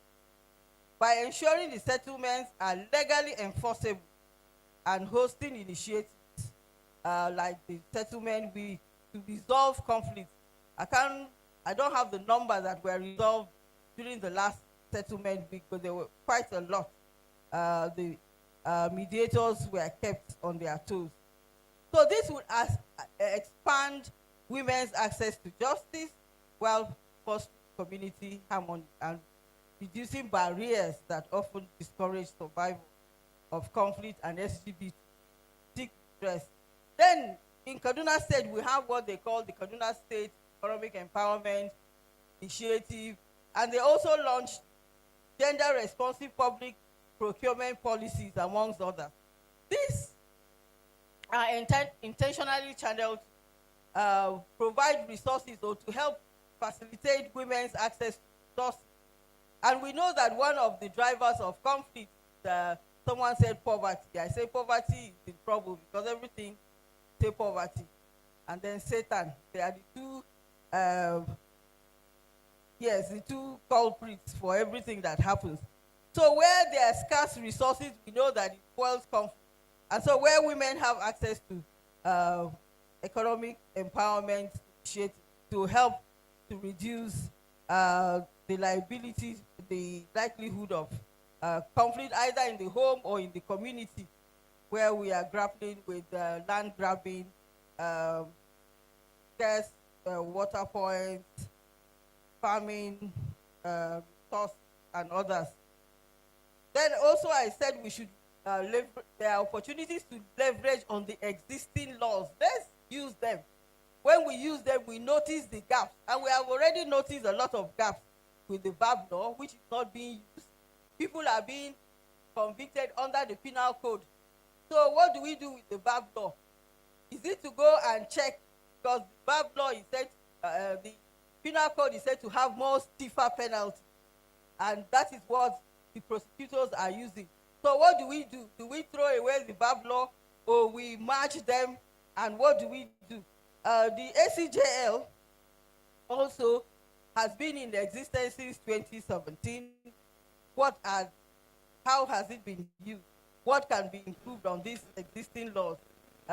We need to look at them and then see how they fit in, or how they benefit society, and then engage the relevant authorities for reform.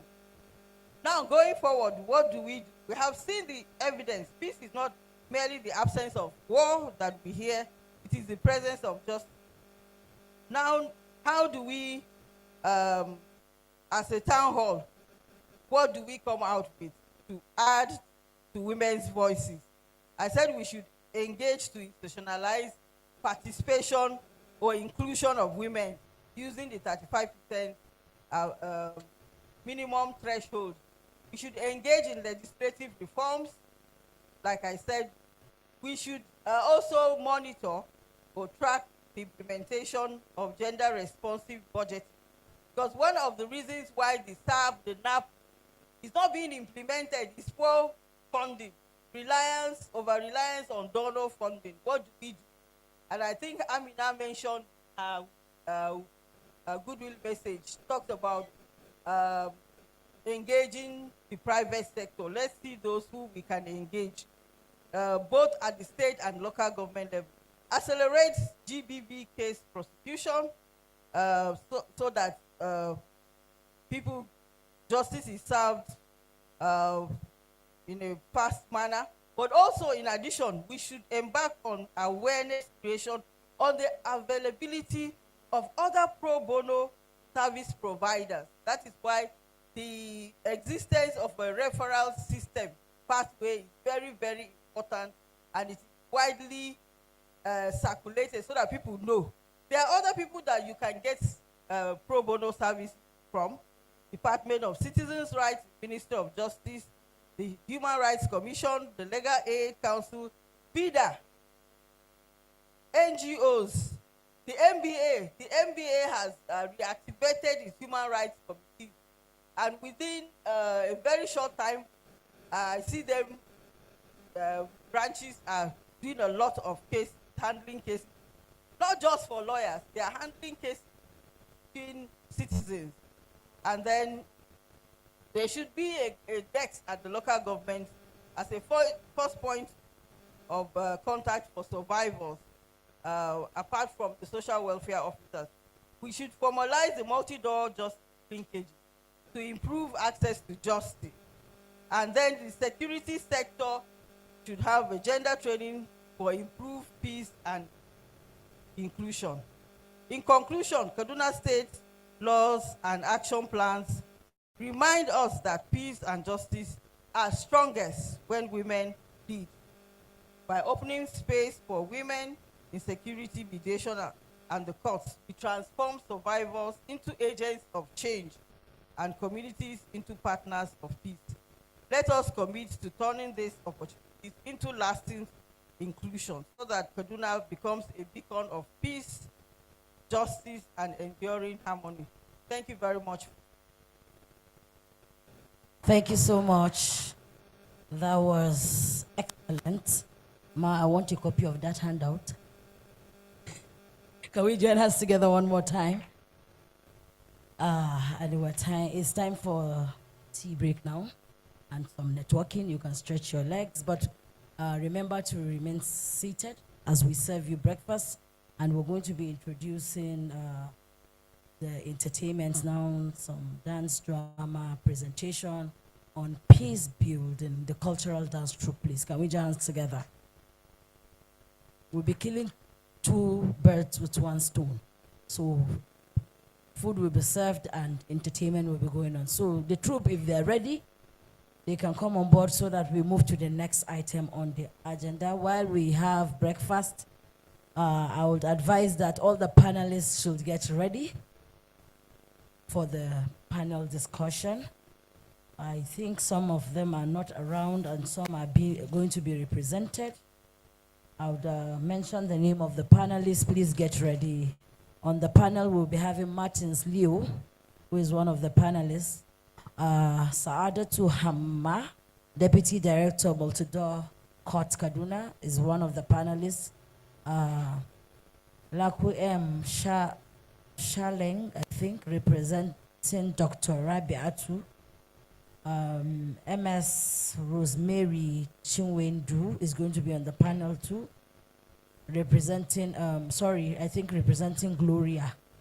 Yes, Clement Solomon is going to be also on the panel. So please get ready after the entertainment while we have breakfast. Once again, we thank you for your patience, and we have breakfast. Thank you.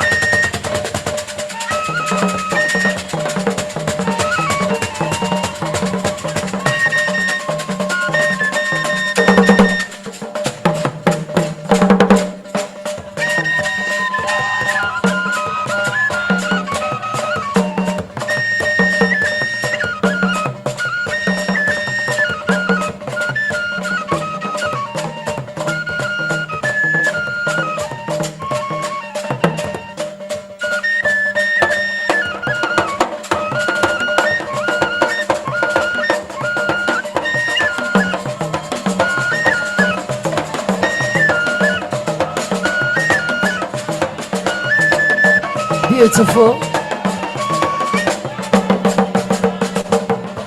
Some entertainment by the lovely Goloso dance troupe.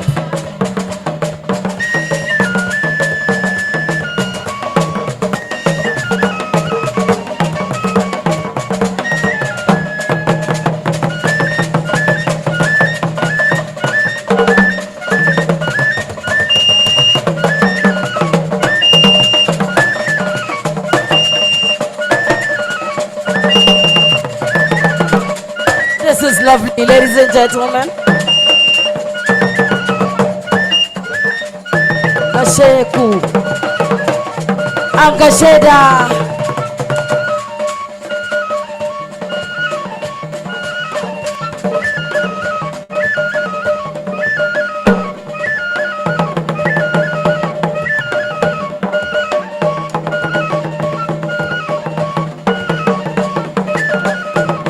Wannan haka yake. Allah, sabon zaman lafiya kenan ku gani ko? Ayya, kai jama'a.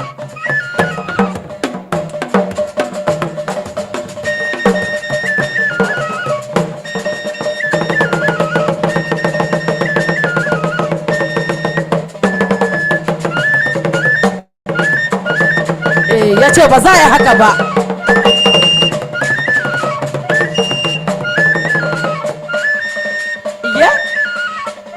Ta ɗauki kayanta, a bar mata kayanta da wa. Na ce a bar mata kayanta. An gashe da 'yan ƙoroso. That was entertaining. Can we please give them a beautiful round of applause? Wasu sai yanzu suka yi dariya, ashe an fi son a ɗan yi rawan. To, an tafa, an gode. We are still having our tea break. We're going to introduce the next item on the agenda so that we can hurry up and wrap up. We're going to take the panel discussion and our moderator.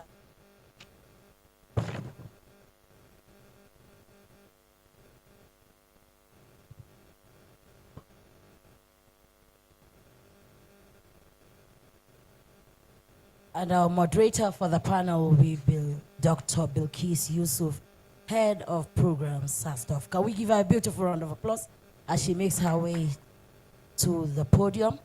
And I'm going to be introducing once again the panelists.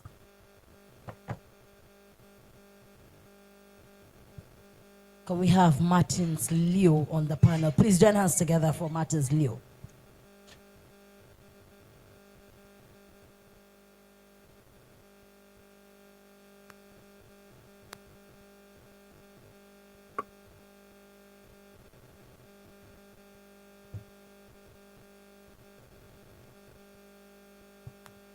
So we're going to be having Saadatu Amma on the panel. Can you please join us? Deputy Director of Multi-Door Court, Kaduna. Please join our Lordship. The next person going to be on the panel will be Laku M. Shao. Sorry, I mispronounced your name earlier. Can we join hands together for her? She's going to be representing Dr. Rabe Atu. We're going to be having MS Rosemary Chiwendu on the panel. Can we join hands together for her? Representing Gloria. And the last person on the panel will be Clement Solomon. Mr. Clement Solomon, who spoke earlier. Can you please join us on the panel? So I'm going to be handing over the mic to the moderator. Okay, you have a mic. Thank you. So go ahead. Good afternoon, everyone. I'd like to welcome us once again to today's event. Just to get into it, we've been talking about peace since morning, and I think peace and enhancing peace means different thing to different gender, and that's the inclusiveness that we're talking about. So just to get ahead at it, I would like to ask Her Lordship, looking at the community level participation when it comes to issues, how can community level structures such as traditional leaders, youth groups, and women network work together more effectively to prevent violence and promotes peaceful coexistence? Good afternoon. Talking about the community level, the typical African setting is about communities. Then came modernization, the white man, and etc. And now we are living in gated properties. But still, we need a situation where we interact. It's the African way of doing things. Yes, we have gatekeepers. We have our royal fathers. We have the clergymen on both sides. We have unions, associations, organizations. But are we leveraging on the existence of these gatekeepers that we have? Just last week at a conference, we discussed the issue of Palace Wives Forum.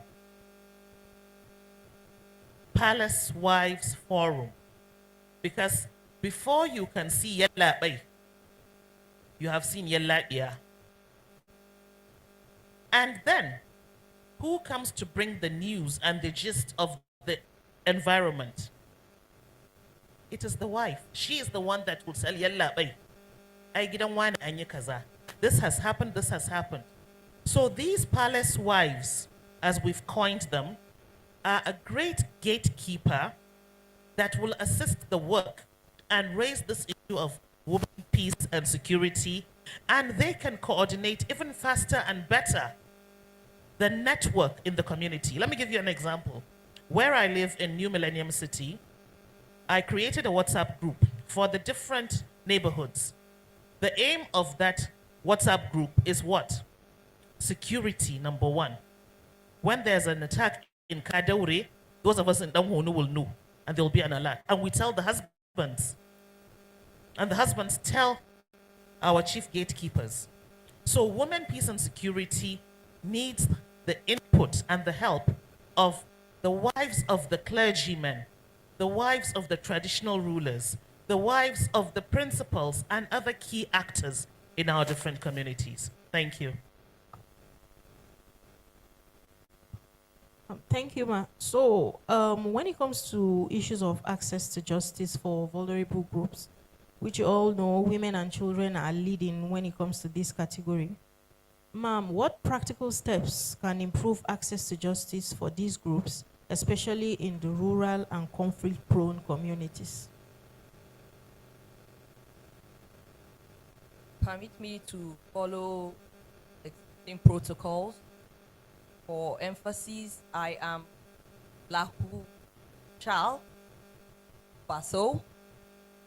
I am here on behalf of the State Coordinator, Legal Aid Council of Nigeria, Kaduna, the person of Rabiat Abdullahi, PhD, who is unavoidably absent.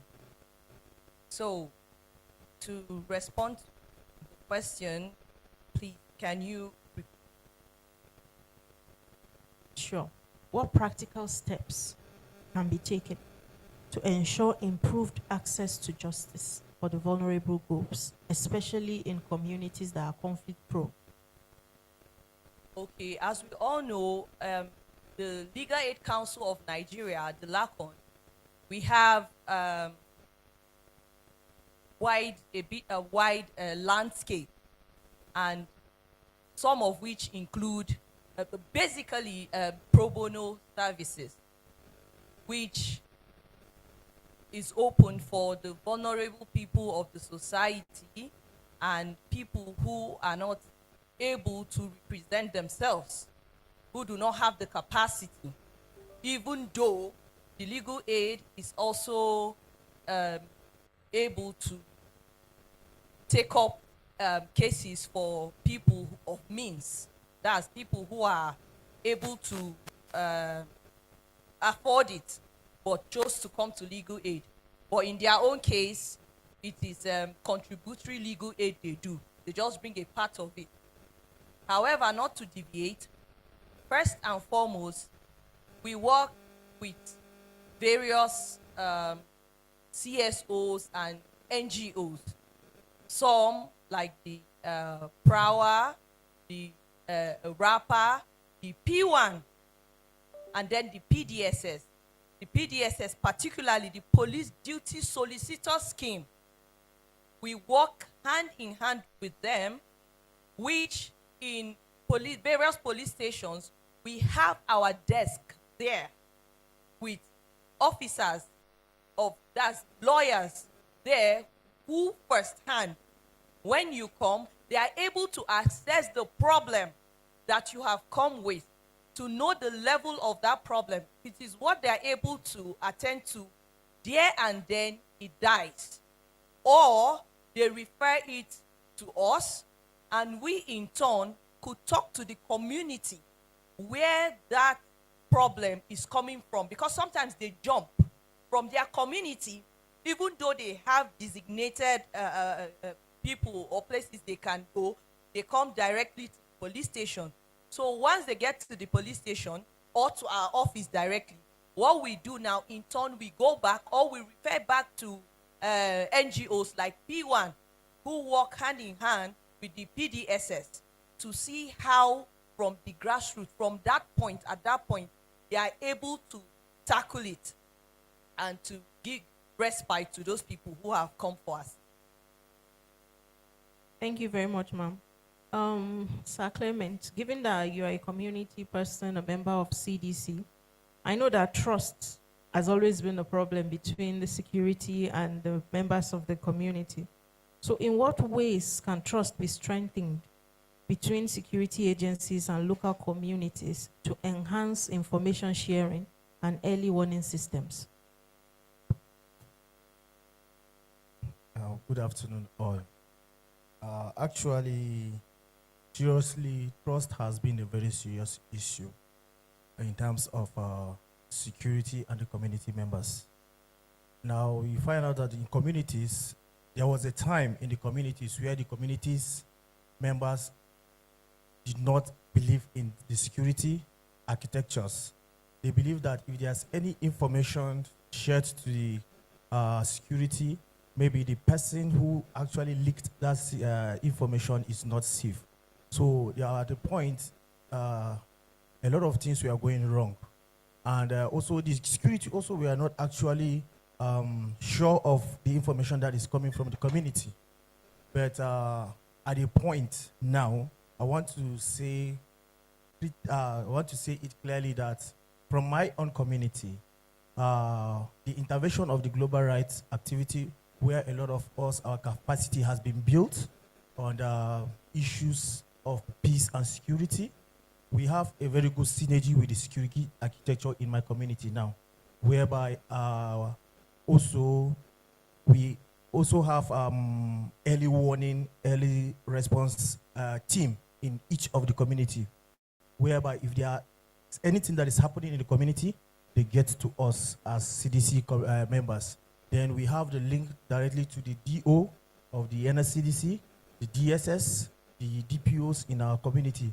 So once information is coming from us to them, they always believe that yes, it is a first-hand information. Why? Because they know we have already built this synergy together and we created a lot of awareness in the community. So I think now we are actually having a very good relationship in the community. Thank you.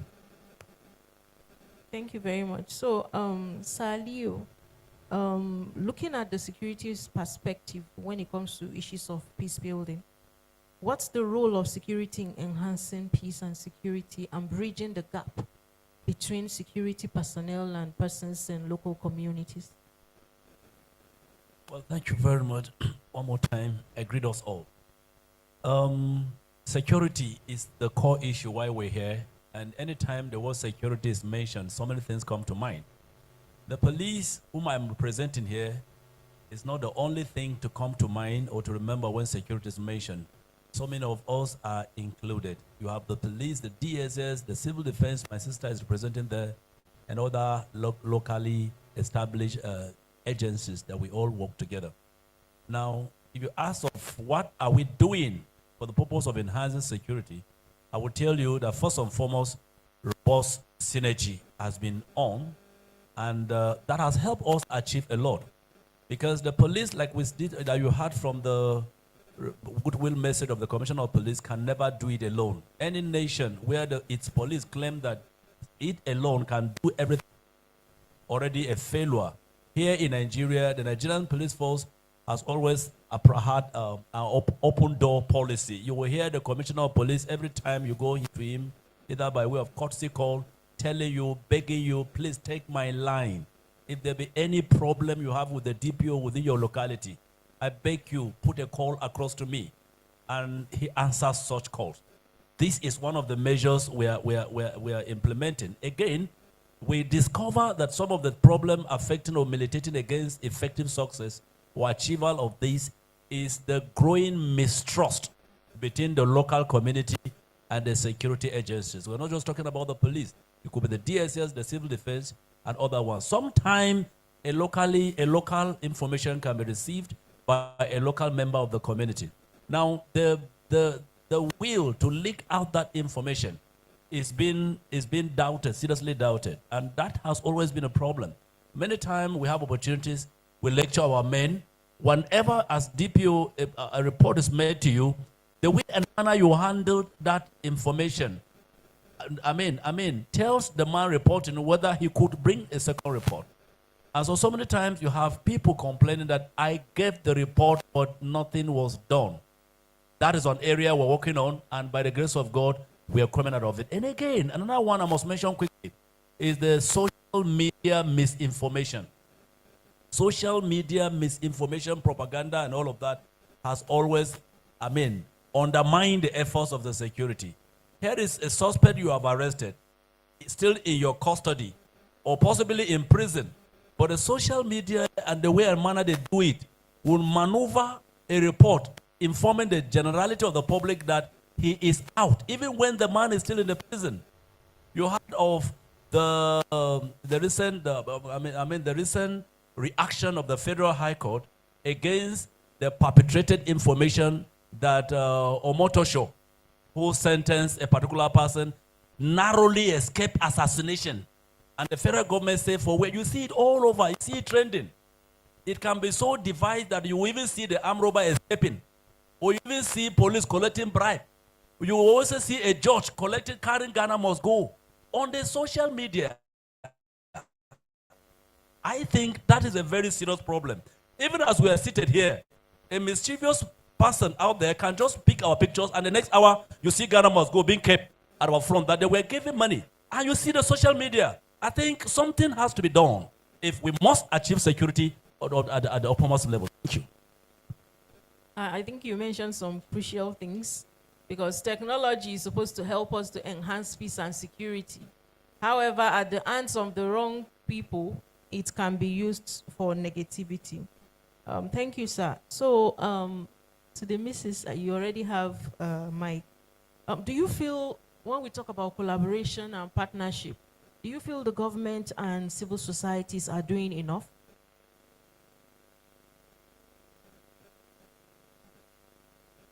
Good afternoon, everyone. I'm representing my CEO, House of Justice, Gloria Balasin. Okay, when it comes to communities and the civil societies and the government, are they doing enough in terms of collaboration to ensure peace and security? yes, I think they are doing enough, but they should add in more effort, especially in rural areas where they don't have technologies, because most of these people, they don't know what's going on in society. It's only information that they hear from neighbors or neighboring villages. But if the government can put in more effort in helping them get access to technologies, they could find all these things on the internet, but then verify from their community leaders, because the internet can be deceiving. Like my Oga rightfully said, they can actually put on things on the internet that are not true.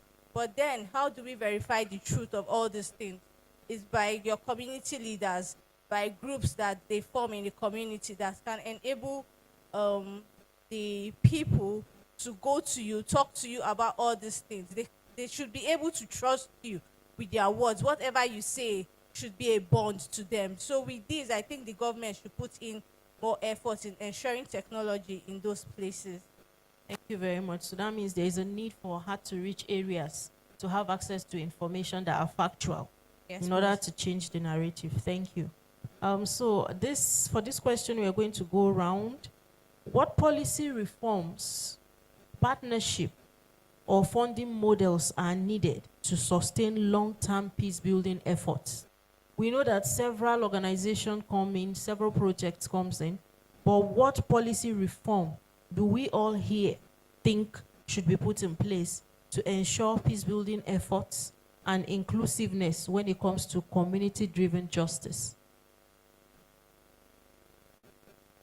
What comes to my mind readily is the fact that there are so many people doing the same thing, but not in tandem. I was very happy when a ministry was created for human services. And I would have thought at the time that one of the mandates of the Ministry for Human Services would be to be something like a collation center where when global rights comes and says it's working on access to justice, Legal Aid Council is working on access to justice, MacArthur Foundation, etc., etc., etc. The data is there. And tomorrow, if I come in from FIDA and I want to see who are the actors working on access to justice, the information is at the tip of my finger. Unfortunately, that is not the case. We are all working in different places and we are not covering enough. Some organizations, some associations have done the vital mapping. They have everything it takes, but they don't maybe have the resources, manpower, funding, whatever. There should be a situation where we create linkages and synergy, where I can say, okay, Legal Aid Council already working in Kachia, Jama'a, and Igabi. P1, you're already working in Sanga, Jama'a, and that makes things easier for all round. But this one that I'm doing this individualism is not working and feeding us. I think it's time donor agencies, CSOs, non-state actors, and even the state actors get our act together so that we can work together and have a better holistic approach if we want to achieve what we want to achieve. What, from my own part, having aligned myself to what my learned sister here has spoken, I will add that if there must be progress, then there must be what I may tag as security and development focused commitment. Security and development focused commitment. Now, if there is security and development focused commitment in the mind of every individual in this country, irrespective of what you do, if you are a carpenter, are you security and development focused? Do you have security in your mind for yourself and for your fellow neighbor? If you are a painter, so if you are a judge, if you are a policeman, if you are a traditional ruler, whatever, name your various profession. Are you security and development focused? If that is in place, then you can be rest assured that every other thing can fall in place. Many times we do things carelessly in the belief that it does not affect me, in the belief that it's not close to me. But I tell you, whatever negative thing that is happening to a neighbor, no matter how far, a day is coming when you will wake up and find it right at your doorstep. So there must be political will in the mind of any other person, even a farmer in the bush.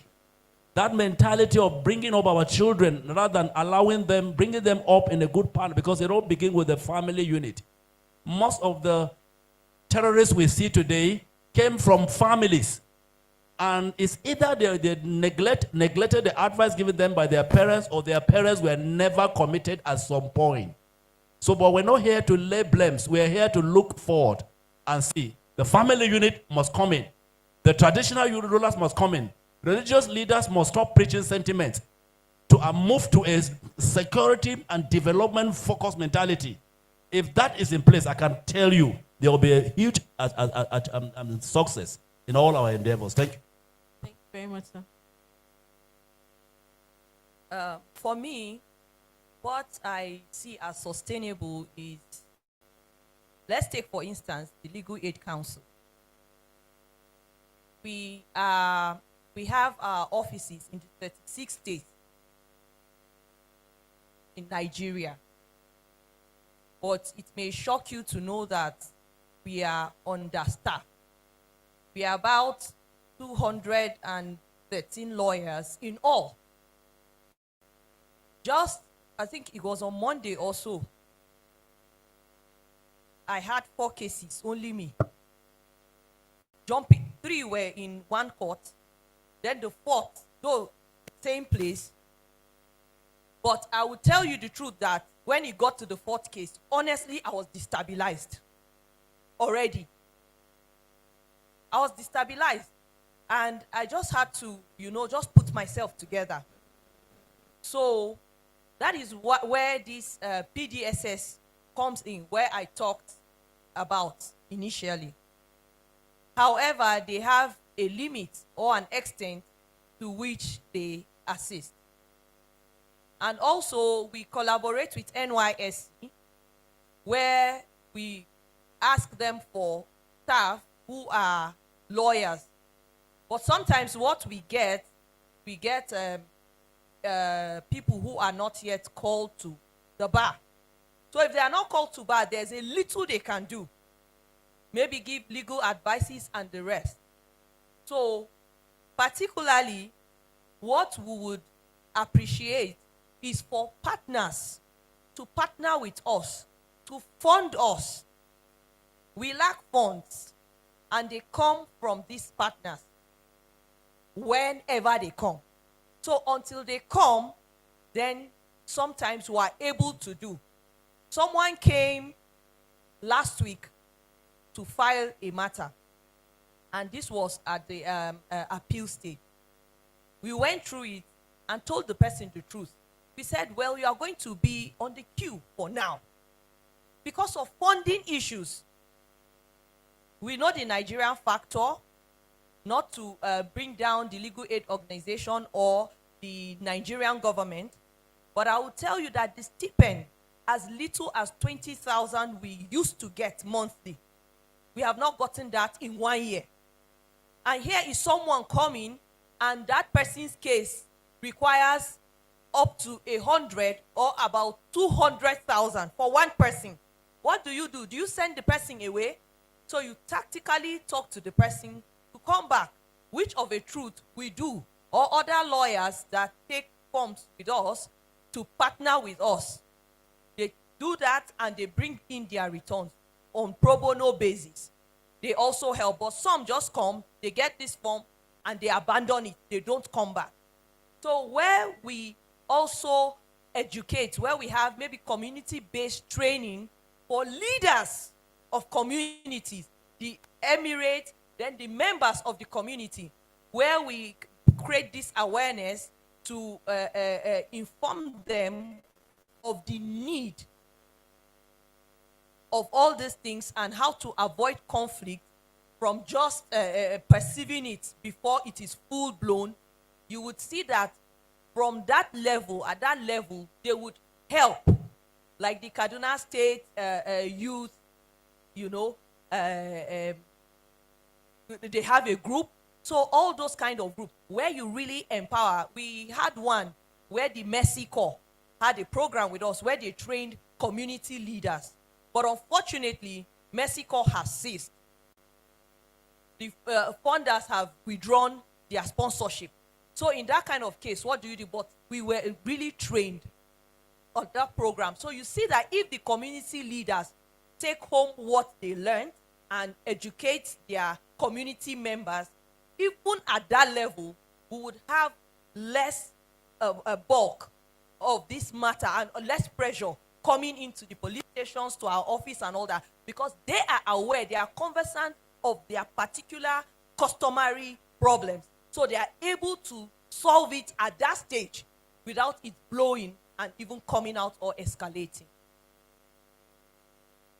Well, I'm going to speak based on the community-based initiative, looking at the rise of awareness in the community.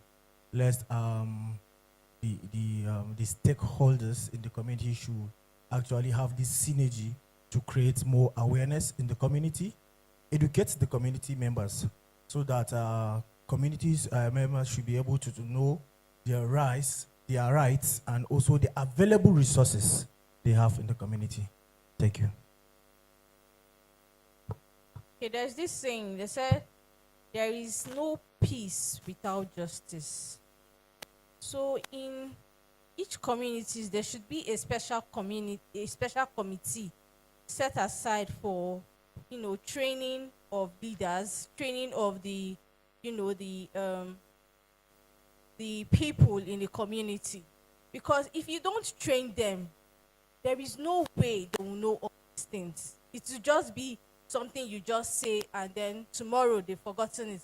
But if you train them, if you fund them, they will always want to come back. They will always want to learn more, and they will always want to put all these things that they've learned into practice. So I'm pleading with the government, and I'm saying it that they should try and bring up all these trainings to the communities, especially in all these rural areas, because those are the places that are really affected.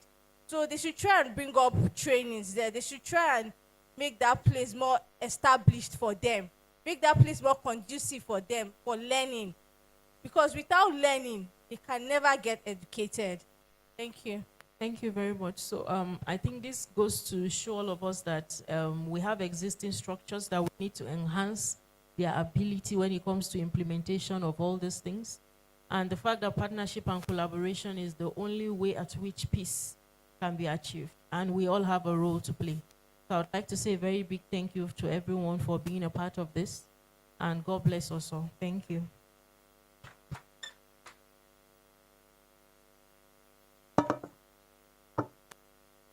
Can we please have a group picture? Ma, your lordship, ma, please come.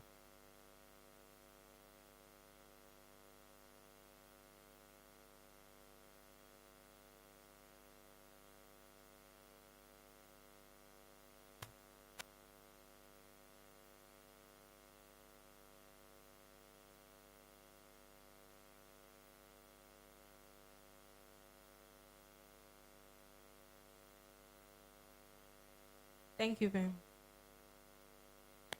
Thank you so much. Can we please join hands together for the panelists?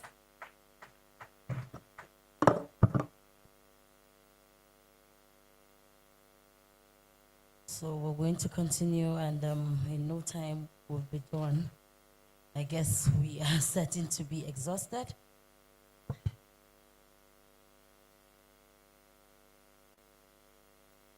The next item on the agenda will be, okay, I think we're done with comments and reflections.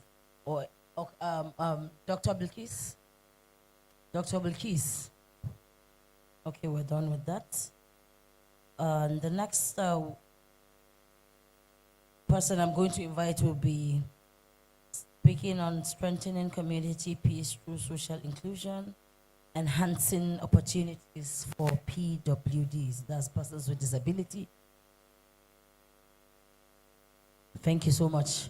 I'll be inviting Emmanuel Bonnet. Mr. Bonnet, if you're here, Executive Director, Aid Foundation. Can we give him a beautiful round of applause?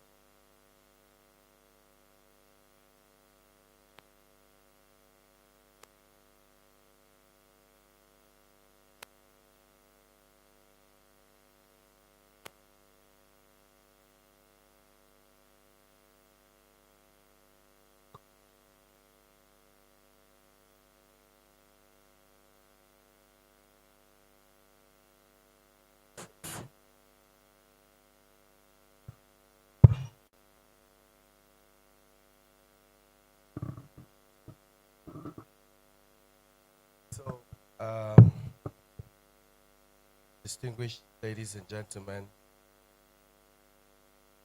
thank you for the opportunity to make this presentation today. I've had the privilege of doing quite a number of things with global rights in the past, and I'm delighted now to make this presentation, which is on the topic strengthening community peace through social inclusion with a focus on enhancing opportunities for persons with disability. Without further ado, it will be difficult to proceed without distilling some of the key points that highlights my presentation.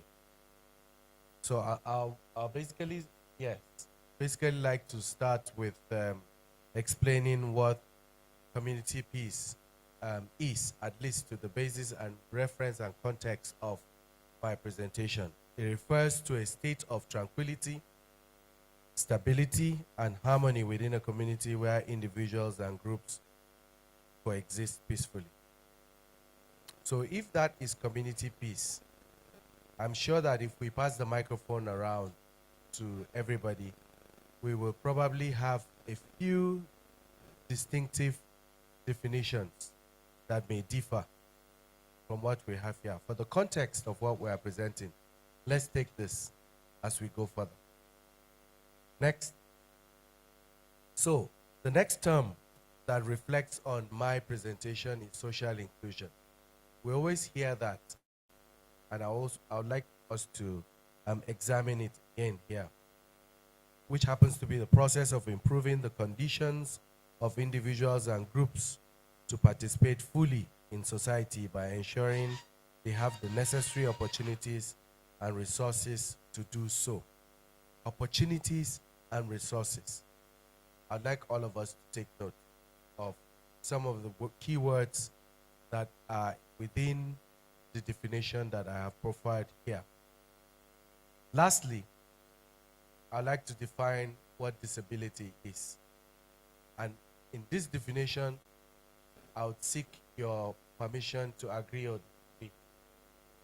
This is what the United Nations and the World Bank, and WHO in 2011 said is disability. Is the consequence of physical, cognitive, mental, sensory, emotional, or developmental impairment, or some combination of this that results in restrictions on an individual's ability to participate in what is considered normal in their everyday society. So anything that you are doing that makes it difficult for you to do what every other person is doing, you are disabled. How many people are wearing glasses here? People are not born with glasses. So if you wear glasses, you are disabled.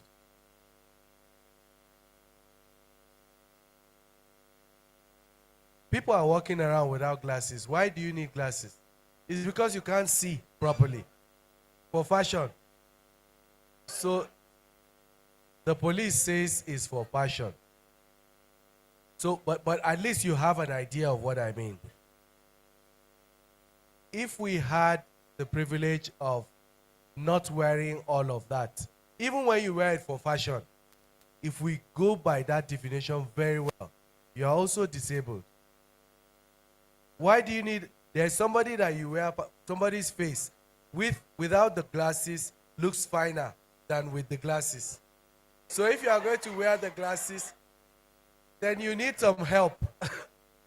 You are trying to look for an additional help to help yourself. If we go deeper again, we'll talk about the women that wear wig, Abi. That's also a disability. The good thing is you have an idea of what disability is. And that when we're talking about disability, there are some impairments that are considered worldwide, and they are very straight. Most of them you can see. The group that just left now while they were talking at their panel session highlighted PTSD, post-traumatic stress disorder, Abby. That can also be a disability. You can imagine a soldier or a police interfacing on something every single day in your life in the last 15, 20 years. You don't see anything other than crime, brutal crime. When you leave the police force, what do you think is going to happen to you? Do you understand what I mean? So that's PTSD. Because every single time when you are sitting, you are thinking about that brutal action, killings. I'm happy that the way you are looking at me, you are mentally trying to imagine what some people go through. So that settles the idea of disability. So let's look at the context in which I'm making my presentation here. In Nigeria, we have an estimate of about 29 million persons with disability. This does not include the glasses that I'm talking about and the hair and all of that. I'm just talking about the normal conventional disabilities that you all know. We have about 29 million who face significant barriers, accessing education, agriculture, employment, healthcare, and social services. Exclusion, you know, we've been talking about inclusion, right? So exclusion and marginalization of PWDs can lead to social unrest, conflict, insecurity, undermining community peace and stability, which is not what we would want, right? So what are some of the benefits of social inclusion, which is the key term we defined earlier and said that's what we want, inclusion, right? So what are some of the benefits? Social inclusion of PWDs promotes diversity, equity, and human rights, contributing to more peaceful and resilient communities. Inclusive societies foster social cohesion, reduce discrimination, and promote economic growth and development. PWDs bring unique perspectives and skills, enriching community decision-making and problem-solving processes. So when I talk about skills, there are certain things that you didn't think about. I have worked all my life without even thinking about certain things until some people mention it because they know where the shoe pinches, right? So I give you an example. And usually I make my examples by donating.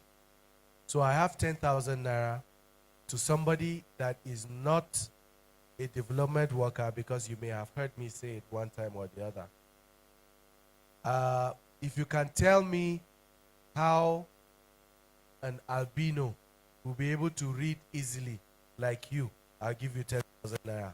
First 3 hands up. Albino, you know albino? If they want to read like I'm reading now, what is the fastest way to make them read effectively like you would read? You know, we talked about normal. Yes? Glasses. Okay, another response? Okay, none. It's not by using glasses. Yes? Brightness of the light. That's not correct. It's actually changing the color of the paper. You see? None of us knows. So imagine you have a bank and you want albino that has 200 million naira to come and bank. You didn't think about that. How will you make sure that your bank teller has a few sheets that has that color? You wouldn't know. That's because in the planning stage, you didn't involve people like that. So that's talking about social inclusion. Those are the kinds of ideas. You think around all the services that you want to provide, and you ask yourself, who are the possible people that I'll be missing out, that would need my service, or that the service I provide is meant for them? We talked about no one being left out here. From morning till now, everybody has been saying a lot of things. So when you think about that, what you need to do is to get them in the planning stage to be involved in whatever it is that you want to do, so that when you are implementing, you are not leaving them out, because they would have given you the info that will help you in the planning. Does it make sense? All right. So we've talked about the social benefits, right? Now let's talk about some of the challenges. So, inadequate knowledge and understanding, I just talked about it here. You don't know, that's one of the reasons. And it's mostly from key stakeholders like government and the private sector. The police, for instance, the army, the navy, government institutions. You plan without involving the people that would use the services. This hall, for instance, if they knew that, well, for me, it's easy to go about anywhere, but there are certain people that it would be difficult for them to climb the stage, right? So if they had planned this before now and they involved them, what possible thing do you think would have been added to get somebody easy access to this stage? A ramp, right? Aha. So maybe one of the sides, either from there or here, a very slow but steady ramp that takes here. If it's a wheelchair, sometimes it involves some of you. You are not crippled, but you are old. Or you are not old, you are young, you are okay, but you are sick on that particular day. It will be more difficult for you to climb the stairs than to use the ramp. Am I correct? So you can be disabled for 1 day, disabled for 2 days, disabled for 5 days, because you are particularly sick on that day. Am I correct? Or you are carrying something that is heavy, heavier than normal. On that particular day, climbing the stairs will be more difficult than using the ramp. So you use the ramp.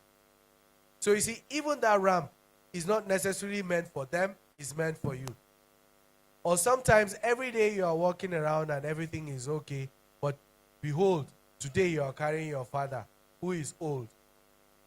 And then it will now occur to you that you are responsible for why your father is tired climbing the stairs to go to where you are going to, because you were in the office that approved that building. Do you understand the concept now?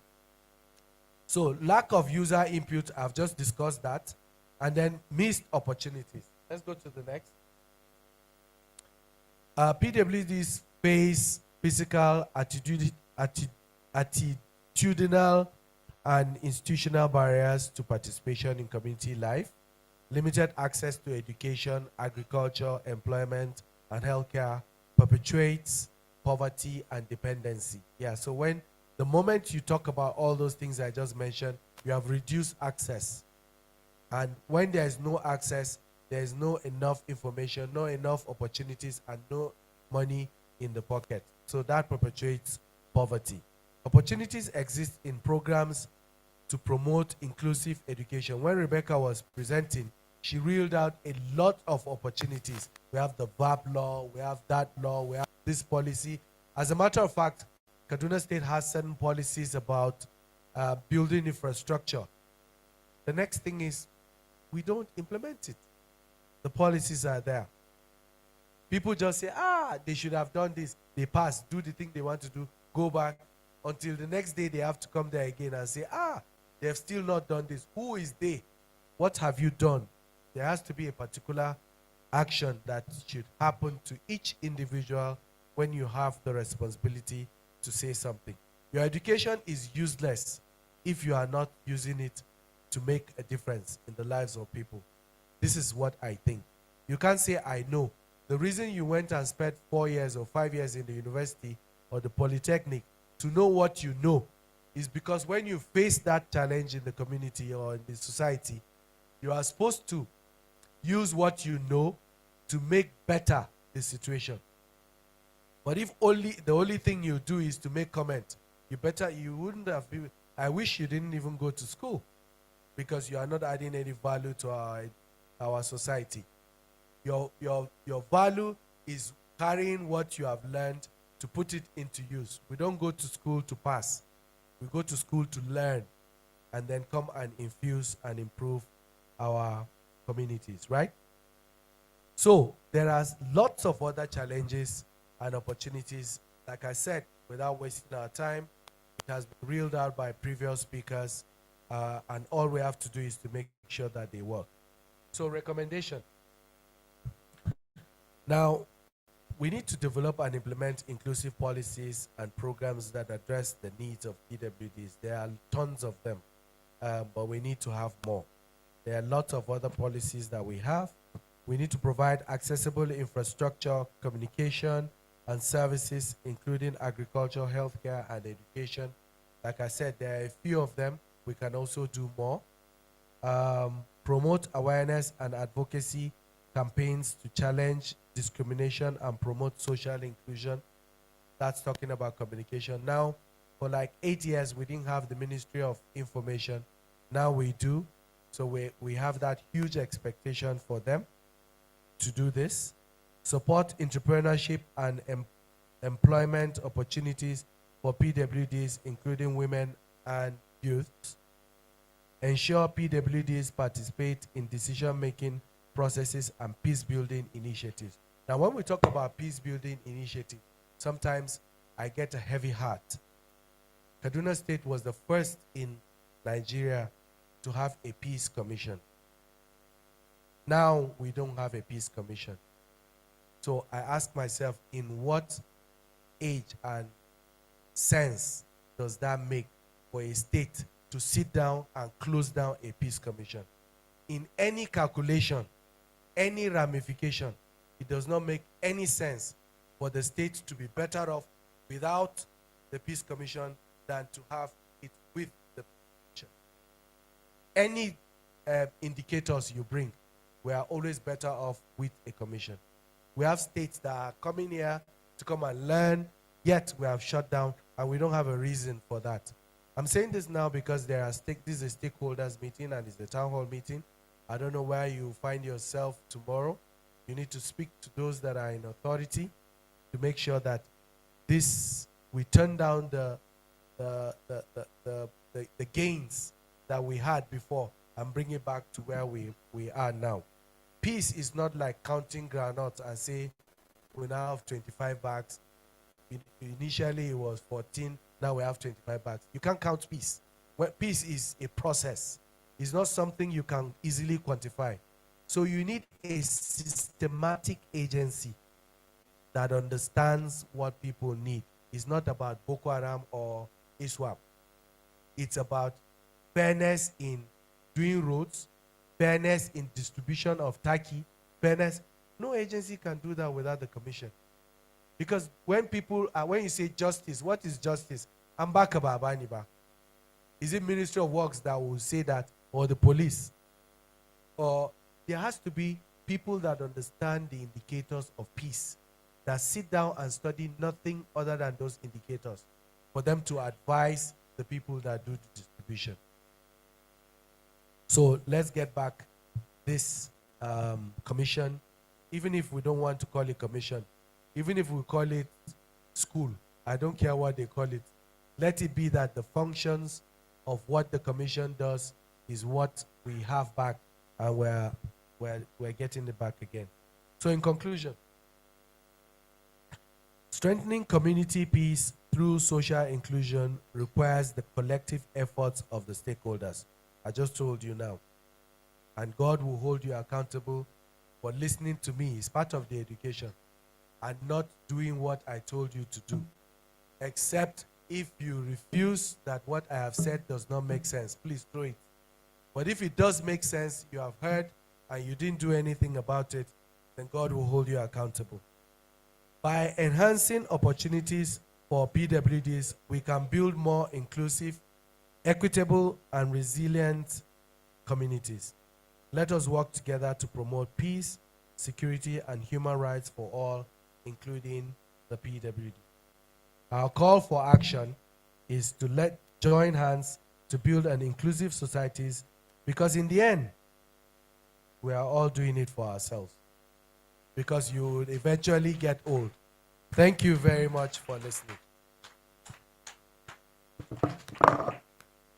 Thank you so much. Can we please join us together one more time for our one and only Mr. Bonnet, who has said everything. This is the best part of the town hall meeting, because I also represent persons with disability. I work with Kaduna State Disability Affairs Board. So I enjoyed the presentation because he has been talking about inclusion, and that is what we have been advocating for. And by the grace of God, I can see things are beginning to change. Thank you so much for that wonderful presentation once again. We're almost at the end of the town hall meeting. We thank you once again for your time and your patience. Before we go, we're going to take some comments. Few comments. We'll take like 5, 6, maybe one from CSOs, one from Royal Fathers, one from the securities, and then the religious leaders will do that. And Dr. Bilkis, can you please come back and moderate this session? Thank you. Join us together.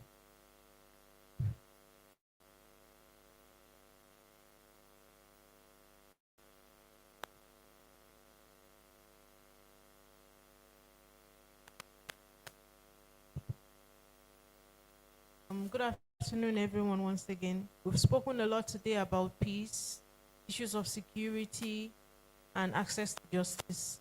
So I would like to hear from us here, if we have one comment or two of reflection based on the panel discussions and the presentation we've just had and the ones in the morning. So I would like to start with the representative of the Emir, for him to talk to us about so far so good what we've discussed today and his reflections about it. Thank you, sir.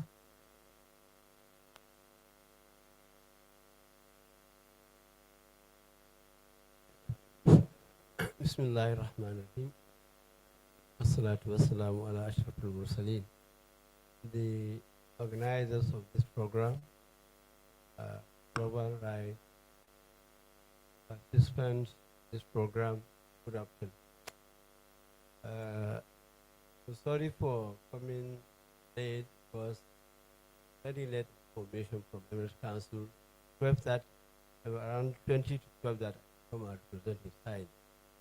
It's very, very important town halls. But I come in here this afternoon, had that, then that going to tell His Highness the importance of this town hall meeting. And I'm sending greetings from His Royal Highness. We are supporting security, peace. So without peace and security, you can't be here.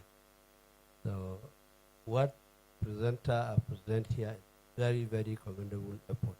So very happy, and we're going to implement it to our various communities for them to know the importance of peace and security.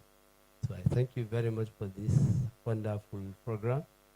I wish each and every one of us to go back to his various destinations. Thank you and God bless. Thank you very much, sir. And now I will move to you, sir, the DPO, Marabanjas, that has been here with us since morning. Any comments or reflections, sir? Assalamu alaikum wa rahmatullah. Good afternoon, everybody. So you know our organization is regimental. Since they are representative of the Commissioner of Police, it will be a violation for me to speak on behalf of the organization. Thank you.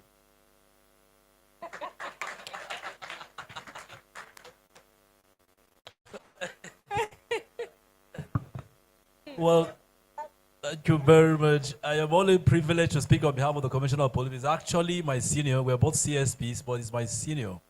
I think it's just the legitimacy of the organization.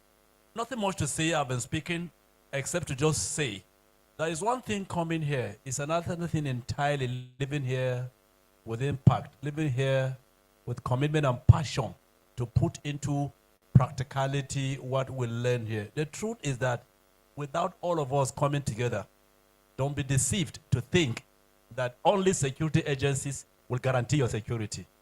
Know who is your neighbor, see what you need to see, say what you need to say. Have a nice day. Thank you very much. Thank you very much, sir. And So now I can say something small. You see, I'm very much happy to be here to participate in this town hall meeting, because a lot of things that has been said here, I can see them practically in my area of jurisdiction, especially domestic violence. If not for the time, I have one simple example that I want to take here, but due to the time, Go ahead, sir. let me, no. Even myself, I have a lot of things I would think for me outside, actually. Okay. Thank you so much. Thank you, sir. And now the representative from the Ministry of Justice, apart from the person that spoke earlier, please give her the mic. Comments and reflections, please. Good afternoon, everybody. It's really a wonderful time spent, honestly, because particularly at this point in time in our country, that we are faced with insecurity. I urge all of us, irrespective of our respective divide, religious divide, or tribe affiliation, whatever, please let us all join our heads together and fight this common enemy eating us up. Can you imagine? Even my little son, as old as 8, at 8, every morning he wakes up, he will be like, "Mommy, kidnappers, all these bandits issue." He's bringing it up. When he hears knockout, it's a problem. So please, this is not the society we want our children to grow in. So please, let's all join our heads and fight this common enemy so that we can all have a wonderful and peaceful society where we can all grow together and enjoy the resources we are working for. Thank you. Thank you very much, ma'am. I would like the OC gender from the Nigerian Civil Defense to say something when it comes to issues of peace, especially when it comes to women. Good afternoon, everyone. My name is Hafsat Garba. I'm a superintendent of Corps, the OC Gender, Nigerian Security and Civil Defense Corps. I'm happy and privileged to be here. The essence of this gathering is a perfect one where all stakeholders involved in the issues of peace building are present.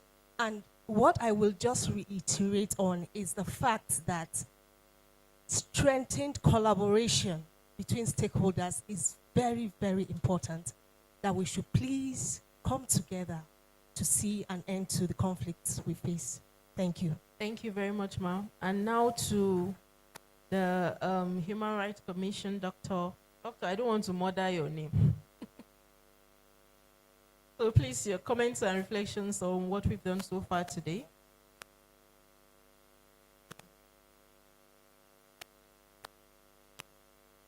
Okay, good afternoon, everyone. Today has been a wonderful day. We've said a lot. But one thing I want us to take note of is the role of harmful traditional practices. The role of harmful traditional practices, that contribute to the rights violation of women and girls. This is what we receive in our commission. We receive a lot of complaints. But when someone brings a complaint and the next day you call the person is not answering. Our family have sat over that matter, they resolved that matter, they've settled it. But we know that those decisions reached may not sit well with the woman. But because of fear of stigma, discrimination, fear of retaliation, they will just say, okay, it's okay, I've accepted. But please, we need to look into that. And it has gotten to a level where we feel more strongly with our traditional, values, even much more than what the law says. And that is not good enough. Please, I'm not saying our cultures are bad, but there are some what you call harmful traditional practices. Let's try and deal with them. And then we'll be promoting and making environment conducive for the rights of women. Thank you very much, Thank sir. you. And now I would like the representative of the chairman from Ian Juma CDC to please speak. Where is Hali Ruladen? He stepped out. Okay, so the chairman CDC, Rigachukun, please can you have your voice on this, please? Thank you. The vice chair, go ahead, please. And a representative from Zonkwa CDC, please be ready immediately after him. Good afternoon, everyone. I go by Yusuf Ibrahim Othman, and I am the CDC Vice Chair Rigachuku Igabi Local Government. And as everyone has said earlier, peace building is not something that one person can do by himself. It requires a collaboration of every stakeholder and even at the grassroots from the families. We need to work hand in hand because what is currently going on in the country is something that is very terrifying. These are things that normally we hear from far places, but apparently it is knocking on our doors. And the quicker we act, the safer it is for everyone that is involved. On behalf of the CDC committee from Rigachuku, we are very, very appreciative of your invitation, and what we've learned here, we'll make sure we pass it across the people in our jurisdiction. Thank you very much. Thank you. And now I would like to give the Federal Road Safety Corps an opportunity to give us comments and reflections, and then we'll go from there.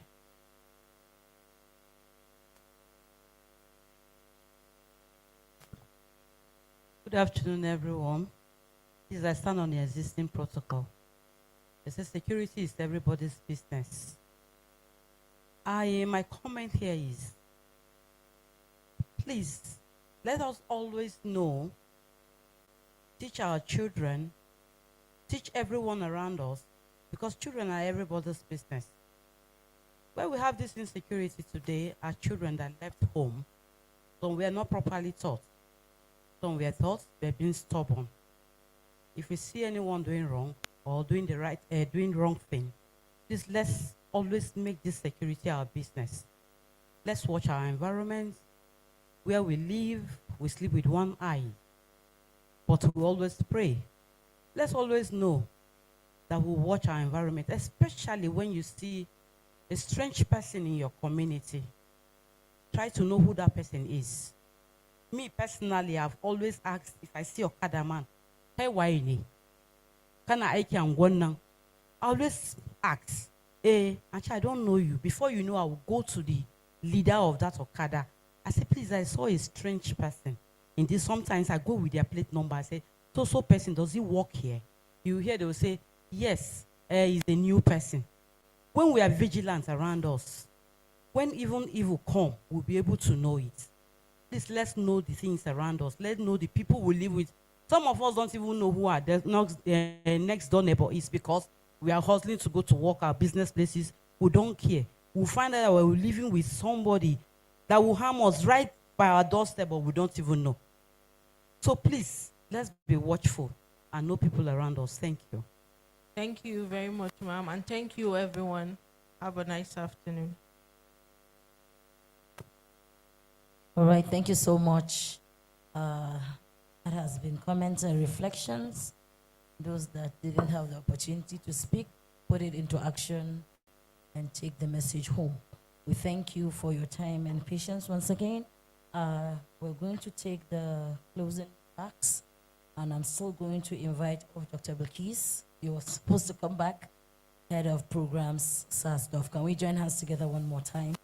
And after that, you wait for your lunch before you take your leave. Thank you. I will not say good afternoon again. Since I think all of us can attest to the fact that the morning and afternoon has been good today.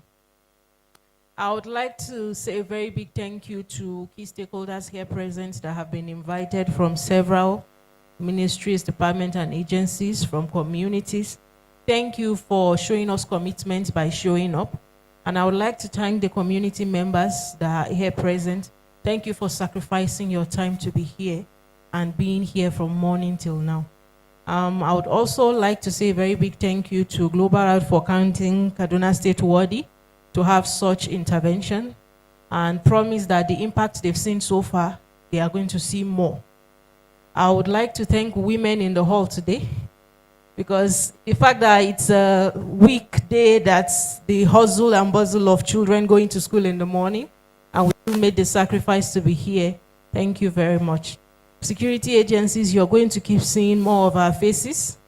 We'll disturb you because we need to learn. By learning, we can all ensure that peace and security and the access to justice we are working on works. As for media persons, Please help us to change the narrative and perceptions of people, always thinking they need to wait for someone outside to come and ensure peace and security in their communities.